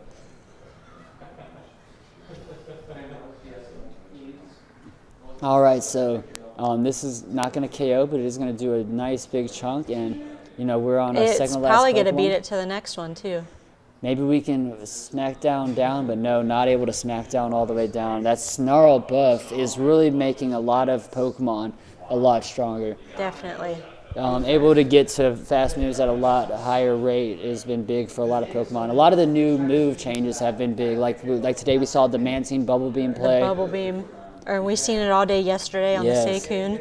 Yes, I definitely had to face that yesterday. Oh no, a shieldless Shieldless in Altaria. Seattle, that's going to be a one-hitter quitter with a double weakness. And then, oh no, it's not, just kidding. But he's going to switch and try to farm down with his confusion and hopefully get That's him going down. to be GG. There we go. So it looks like the Aces are going to take Wow. this. Incredible. What a day. Amazing. Amazing. GG clap. So it looks like after this really long day that we have a victory by the return of the Aces. Return of the Aces. Very wow. nice. It was a great comeback by them to make up the deficit that they are in and come back strong. Okay. Even though they won, Joe's going to cast it. All right. Cool. Someone come in, get it with Joe. Well played, Toshi. Thank you. Yeah, GG. We were really, I want to see that. So how does this go? last Does land this, on the Bastiodon. Just go right. Yeah, I think just like this. Yeah. We'll see you guys in a little bit.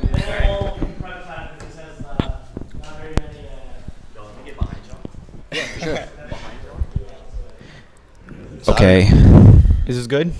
I don't know. Hopefully they can hear us. Right? What happened? We're hoping that they hear us. Yeah.